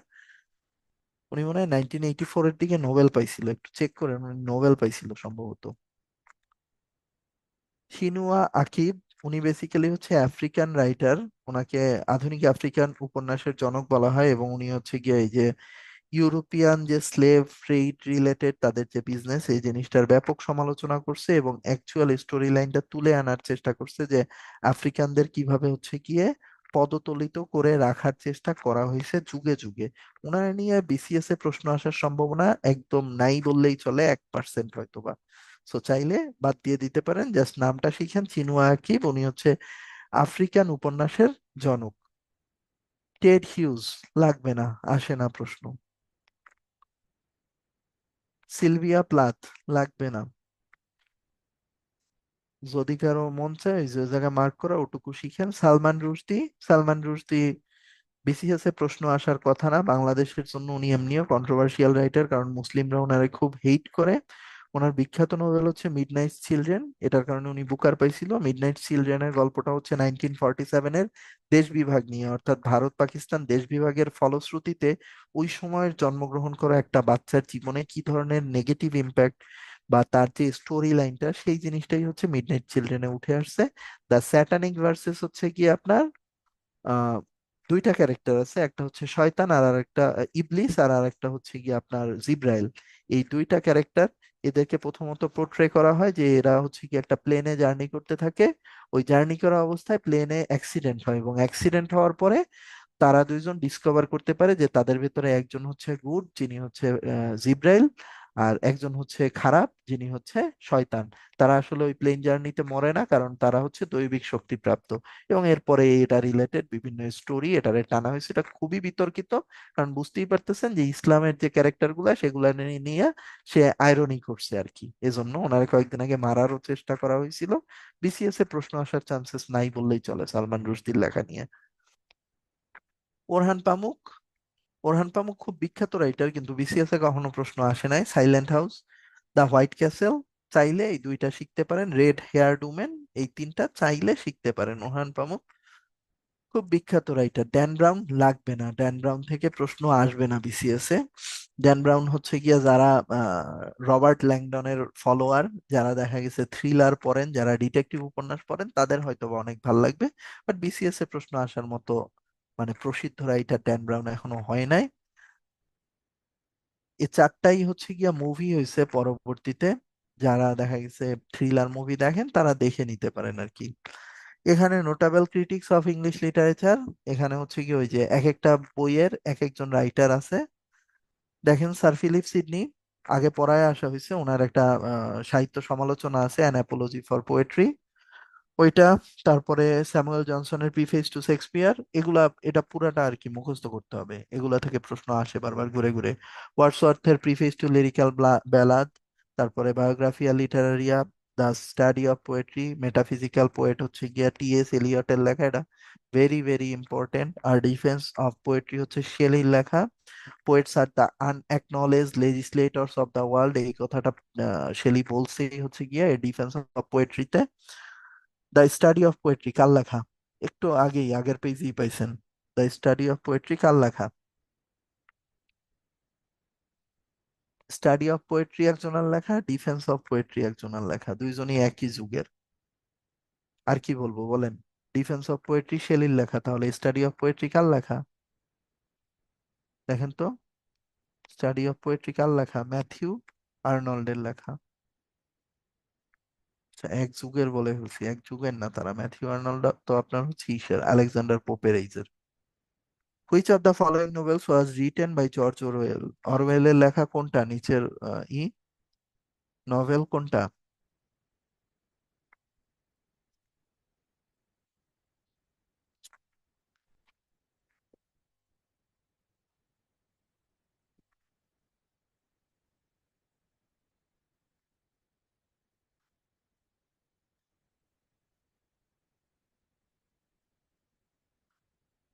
Who wrote the short story the ant and the grasshopper? কার লেখা ant and the গ্রাসহপার?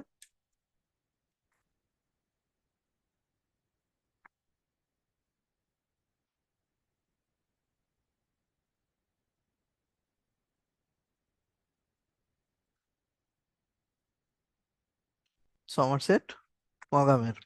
O Henry লেখছে দ্য গিফট অফ ম্যাগির, the gift of magi. Caesar and Cleopatra কার লেখা?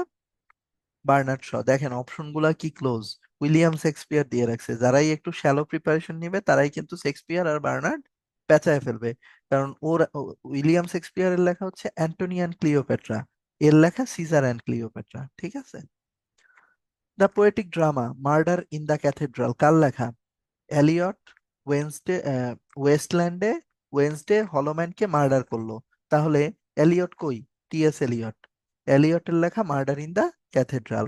All change utterly a terribly beauty is born, এটা কার কবিতা থেকে নেওয়া হয়েছে? এটা ডাব্লিউ.বি. ইয়েটস এর কবিতা থেকে লেখা নেওয়া হয়েছে। এবং এটা কোন পার্সপেক্টিভে বলা হয়েছিল? হেলেনের বিউটির পার্সপেক্টিভে বলা হয়েছিল। হেলেনের বিউটি নিয়ে কথা বললে কোন লেখা থেকে কথা বলতে পারে?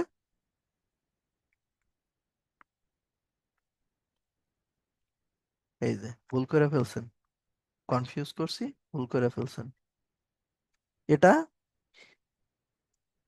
হেলেনের বিউটি নিয়ে কথাটা বলে নাই। অল চেঞ্জ অ্যাটারলি আর টেরিবলি বিউটি ইজ বর্ন, এটা হচ্ছে ইস্টার 1916 থেকে লেখা, ঠিক আছে। নো সেকেন্ড ট্রাই, এটা কি ছিল? এটা পোয়েম ছিল। এই প্রশ্নটা মার্ক করে দিলাম, কারণ আমি যা বলছি এই জিনিসটা দিয়ে আবার দেখা গেছে কনফিউজ হয়ে যাবে নো সেকেন্ড ট্রয় নিয়ে। নো সেকেন্ড ট্রয়ের থিম না এটা। All change utterly a terribly beauty is born, এটা ইস্টার 1916 এর থেকে এক্সট্রাক্ট করা। Okay, who is the author of the novel the God of small things? God of small things কার লেখা?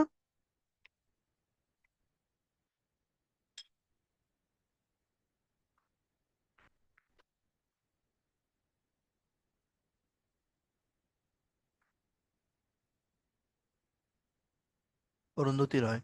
নিচের কে আইরিশ রাইটার না? আইরিশ রাইটার না কে? ডি.এইচ. লরেন্স আইরিশ রাইটার না। অন্যান্য যে তিনজন আছে তিনজনই Irish writer, Oscar Wilde, James Joyce এবং জোনাথন সুইফট। এই প্রশ্নটা ভালোভাবে পড়বেন, very very important. Passage to India কার লেখা? প্যাসেজ টু ইন্ডিয়া, যে দুইটা ক্যারেক্টার ছিল, মিসেস মুর আর মিস অ্যাডেলা ফোস্টারের লেখা। লেডি চ্যাটার্লি স্লাভার কার লেখা? যার লেখা সে আর কোনটা লিখছে? দ্য হোয়াইট পিকক লিখছে, সানস অ্যান্ড লাভার্স লিখছে, আর কি লিখছে?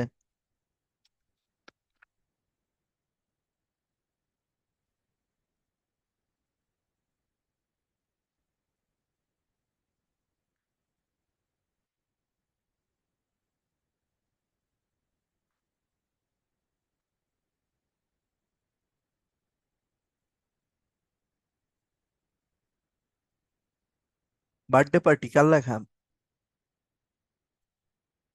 একটা লেখাই পড়তে বলছিলাম, হ্যারোল্ড পিন্টারের একটা লেখাই পড়েন, birthday party. Who is the author of the first scientific romance, the time machine? Time machine কার লেখা? এখানে অপশনগুলো ইজি ছিল। H G well. অপশন দেখে বোঝা যাচ্ছে আর কি কে অ্যান্সার হইতে পারে। জুল ভার্ন দিলে আবার পেঁচায় ফেলতেন দেখতেন। Who is not a romantic poet? Romantic poet না কে?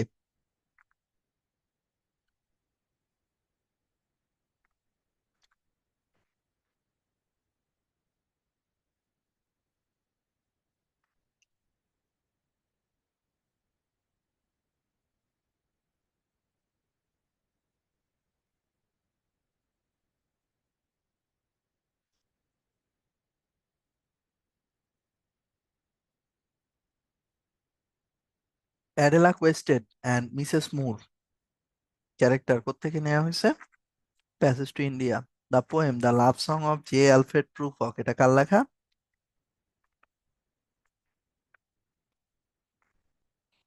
এলিয়ট। ইউলিসেস, এটা কার নোবেল?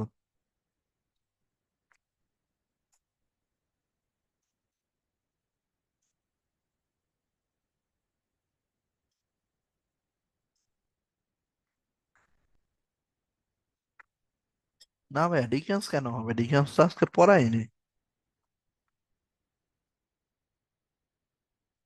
জয়েসের একটা লেখাই পড়তে বলছিলাম, Ulysses. Which of the following is not an American poet? দেখছেন, জাতি নিয়ে প্রশ্ন আসে। আমেরিকান পোয়েট না কে? W B Yeats. ইয়েটস কোথাকার? Irish. Who is the author of man and superman? Man and superman কার লেখা? G B Shaw. Who among the following Indian English writers is a famous Nobelist? নিচের কে famous noblest, Indian বংশোদ্ভূত?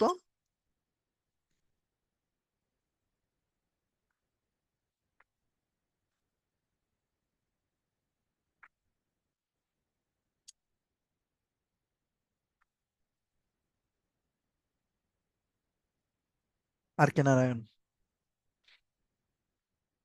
ওকে, ক্লাসটা শেষ। English লিটারেচারে খুব ভালো করতে চাইলে কি করব? অনেক কিছু পড়েছি বাট মনে রাখতে পারি না। আপনি কি ভাই আমার নোটটা পড়ছেন? আমি একটা ছোট একটা নোট শেয়ার করছি আপনাদের সাথে, এটা কি পড়ছেন? তাহলে আবির ওইটা একটু পড়ে নেন। হ্যাঁ, আমি নোটের লিঙ্কটা দিয়ে দিচ্ছি আপনাদের।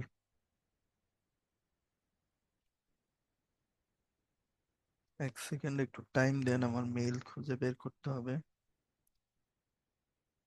দিচ্ছি ভাইয়া, একটু সময় দেন। আপনারা যারা ওই নোটটা চাচ্ছেন, আমি হচ্ছে গিয়ে 1 মিনিটের মধ্যে ওটার লিঙ্কটা দিচ্ছি। হ্যাঁ ভাইয়া, ওই নোটটা পড়েই আমি 5টা প্রিলি পাস করছি। ওটা পড়তে আমার লাগতো 2 ঘন্টা, ওইটা পড়ে আমি পরীক্ষার হলে চলে যেতাম। হুম, ওইটা হচ্ছে আপনাদের প্রথম দফা না পড়ে রিভিশনের সময় পড়াটা বেটার, তাহলে ধরতে পারবেন আর কি নোটটার প্যাটার্ন।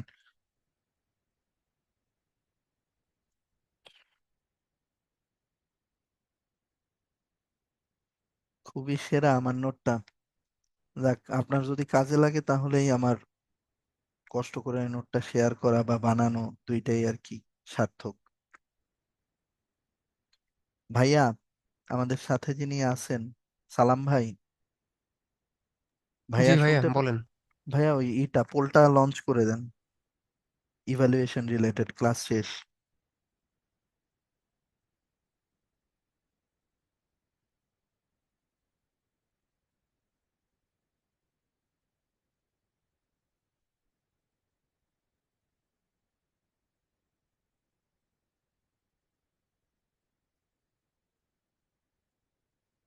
আচ্ছা, কিছু প্রশ্ন গ্যাপ গেছে, দেখেন আমি এটা শেয়ার করে দিছি, এই যে ড্রাইভটা শেষ করে দিছি।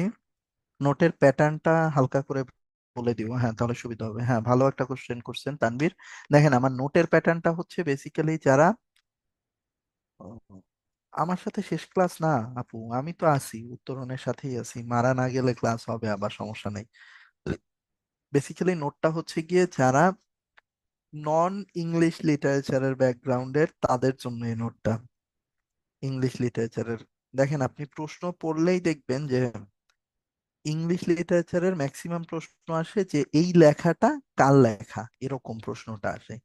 সো আপনি যদি লেখার নামগুলা জানেন, নাম মুখস্থ করলেই কিন্তু আপনার হয়ে যাচ্ছে। এখন ধরেন আমি একটা নেমোনিক তৈরি করলাম। নেমোনিক জিনিসটা কি? নেমোনিক হচ্ছে কি একটা গল্প তৈরি করা মাথার ভেতরে। গল্পটা কিরকম? ধরেন একটা গল্প আছে, মাইকেল, মাইকেল হচ্ছে নায়ক, তার প্রিয়তমা লুসির সাথে দেখা করতে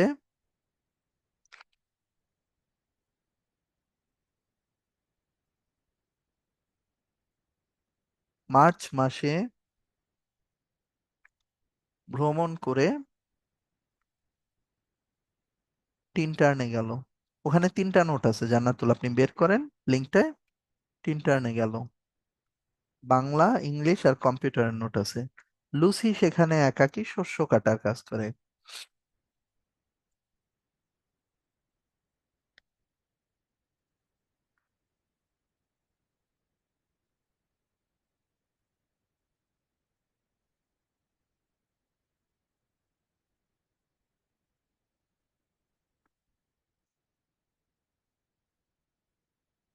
যাওয়ার পথে মাইকেল কাকু ও ড্যাফোডিল দেখলো।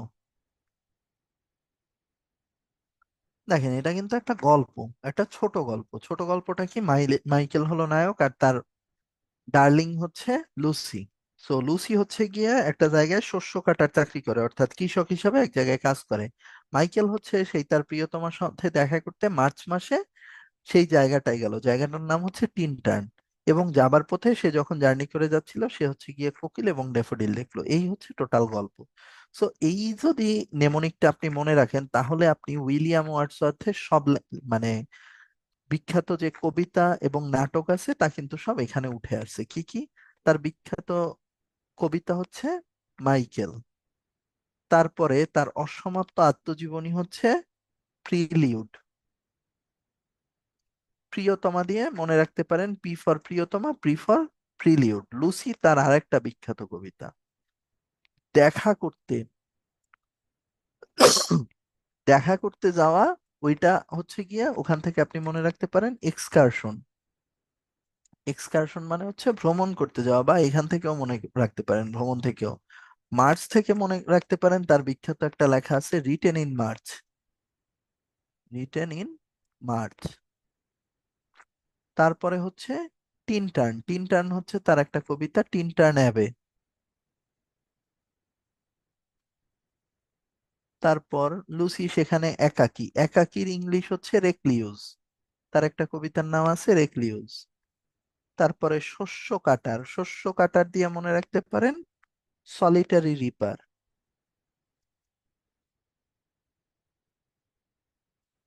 আরো দুইটা আছে, একটা হচ্ছে কাকু, একটা হলো ড্যাফোডিল। তার মানে দেখেন আপনি 10টা লেখার নাম মুখস্থ রাখতে পারতেছেন জাস্ট একটা ছন্দ দিয়ে। এবং এতে যেটা সুবিধা সেটা হচ্ছে গিয়ে পরীক্ষার হলে হয়তোবা আপনার ওয়ার্ডসওয়ার্থের লেখার সাথে শেলির লেখা আপনি হয়তোবা কনফিউজড হয়ে যাচ্ছেন। এখন শেলিও ইম্পর্টেন্ট, শেলির জন্য আবার আরেকটা নেমোনিক আপনি শিখলেন, যে পশ্চিমের বাতাসে শেলির স্কাইলার্ক মেঘের উপরে ভেসে ভেসে ওজিমেন্ডিয়াস এবং ওডিনিয়াসের সাথে, ওডোনাইসের সাথে গল্প করে। তো এটা দিয়ে কিন্তু আবার দেখা গেছে শেলিটা কমপ্লিট হয়ে যাচ্ছে। ঠিক আছে, হ্যাঁ মার্চ আছে তো, এই যে written in March. Okay. So এভাবে যদি আপনি, ভাইয়া ওই নোটের ভেতরে দেয়া আছে, শিউলি নোটের ভেতরে দেয়া আছে, এভাবে আপনাদের যে নোটটা শেয়ার করছি ওটায় অনেকগুলা রাইটার আছে, 60টার মতো রাইটার আছে। আপনারা যদি প্রথম 30টা রাইটারও শিখেন, তাতেও দেখা গেছে আপনি ইংরেজি সাহিত্যে 8-9 পেয়ে যাবেন। ওখান থেকে শুধুমাত্র যতটুকু আছে, এটা টোটাল নোটটা হচ্ছে মাত্র 30 বা 31 পেজের। কিন্তু এটা হচ্ছে অনেক ইনফরমেশন জিস্ট করে দেয়া আছে। এজন্য আপনি প্রথম দফায় নোটটা পড়লে অনেক কিছু বুঝবেন না, কিন্তু যদি আগে ডিটেলসটা পড়া থাকে তাহলে নোটটা ধরে রিভিশন করতে খুবই সুবিধা হবে। ওকে, সো সবাই ইটা ড্রাইভের লিংকটা কপি করে নেন, আমাদের ক্লাসটা শেষ হয়ে যাচ্ছে। আমি লিভ নিয়ে নিচ্ছি, আপনারা সবাই ভালো থাকবেন, সুস্থ থাকবেন, দোয়া করবেন। ভাইয়া কিছু পোয়েম, কি বলছেন, কিছু পোয়েম বা এসে আছে যেগুলো উত্তরণের বইয়ে নেই কিন্তু আপনার নোটে আছে। ভাইয়া আমার নোটে যেগুলো আছে ওগুলা পড়েন, কারণ আমার নোটটা আমি ওই সময় অনেকগুলা ইয়ারের কোশ্চেন মানে করে ডিটেলসে মানে ঘেটে তারপরে বানাইছিলাম। সো ওইটা পড়েন, ওইটা লায়াবিলিটি আমি নিব, ওখানে যা যা আছে প্রত্যেকটা ইনফরমেশনই ইম্পর্টেন্ট। হ্যাঁ, ওকে। সো ঠিক আছে, সবাই ভালো থাকবেন, সুস্থ থাকবেন, আমার জন্য দোয়া করবেন, আপনাদের জন্য শুভকামনা। Happy reading. আসসালামু আলাইকুম।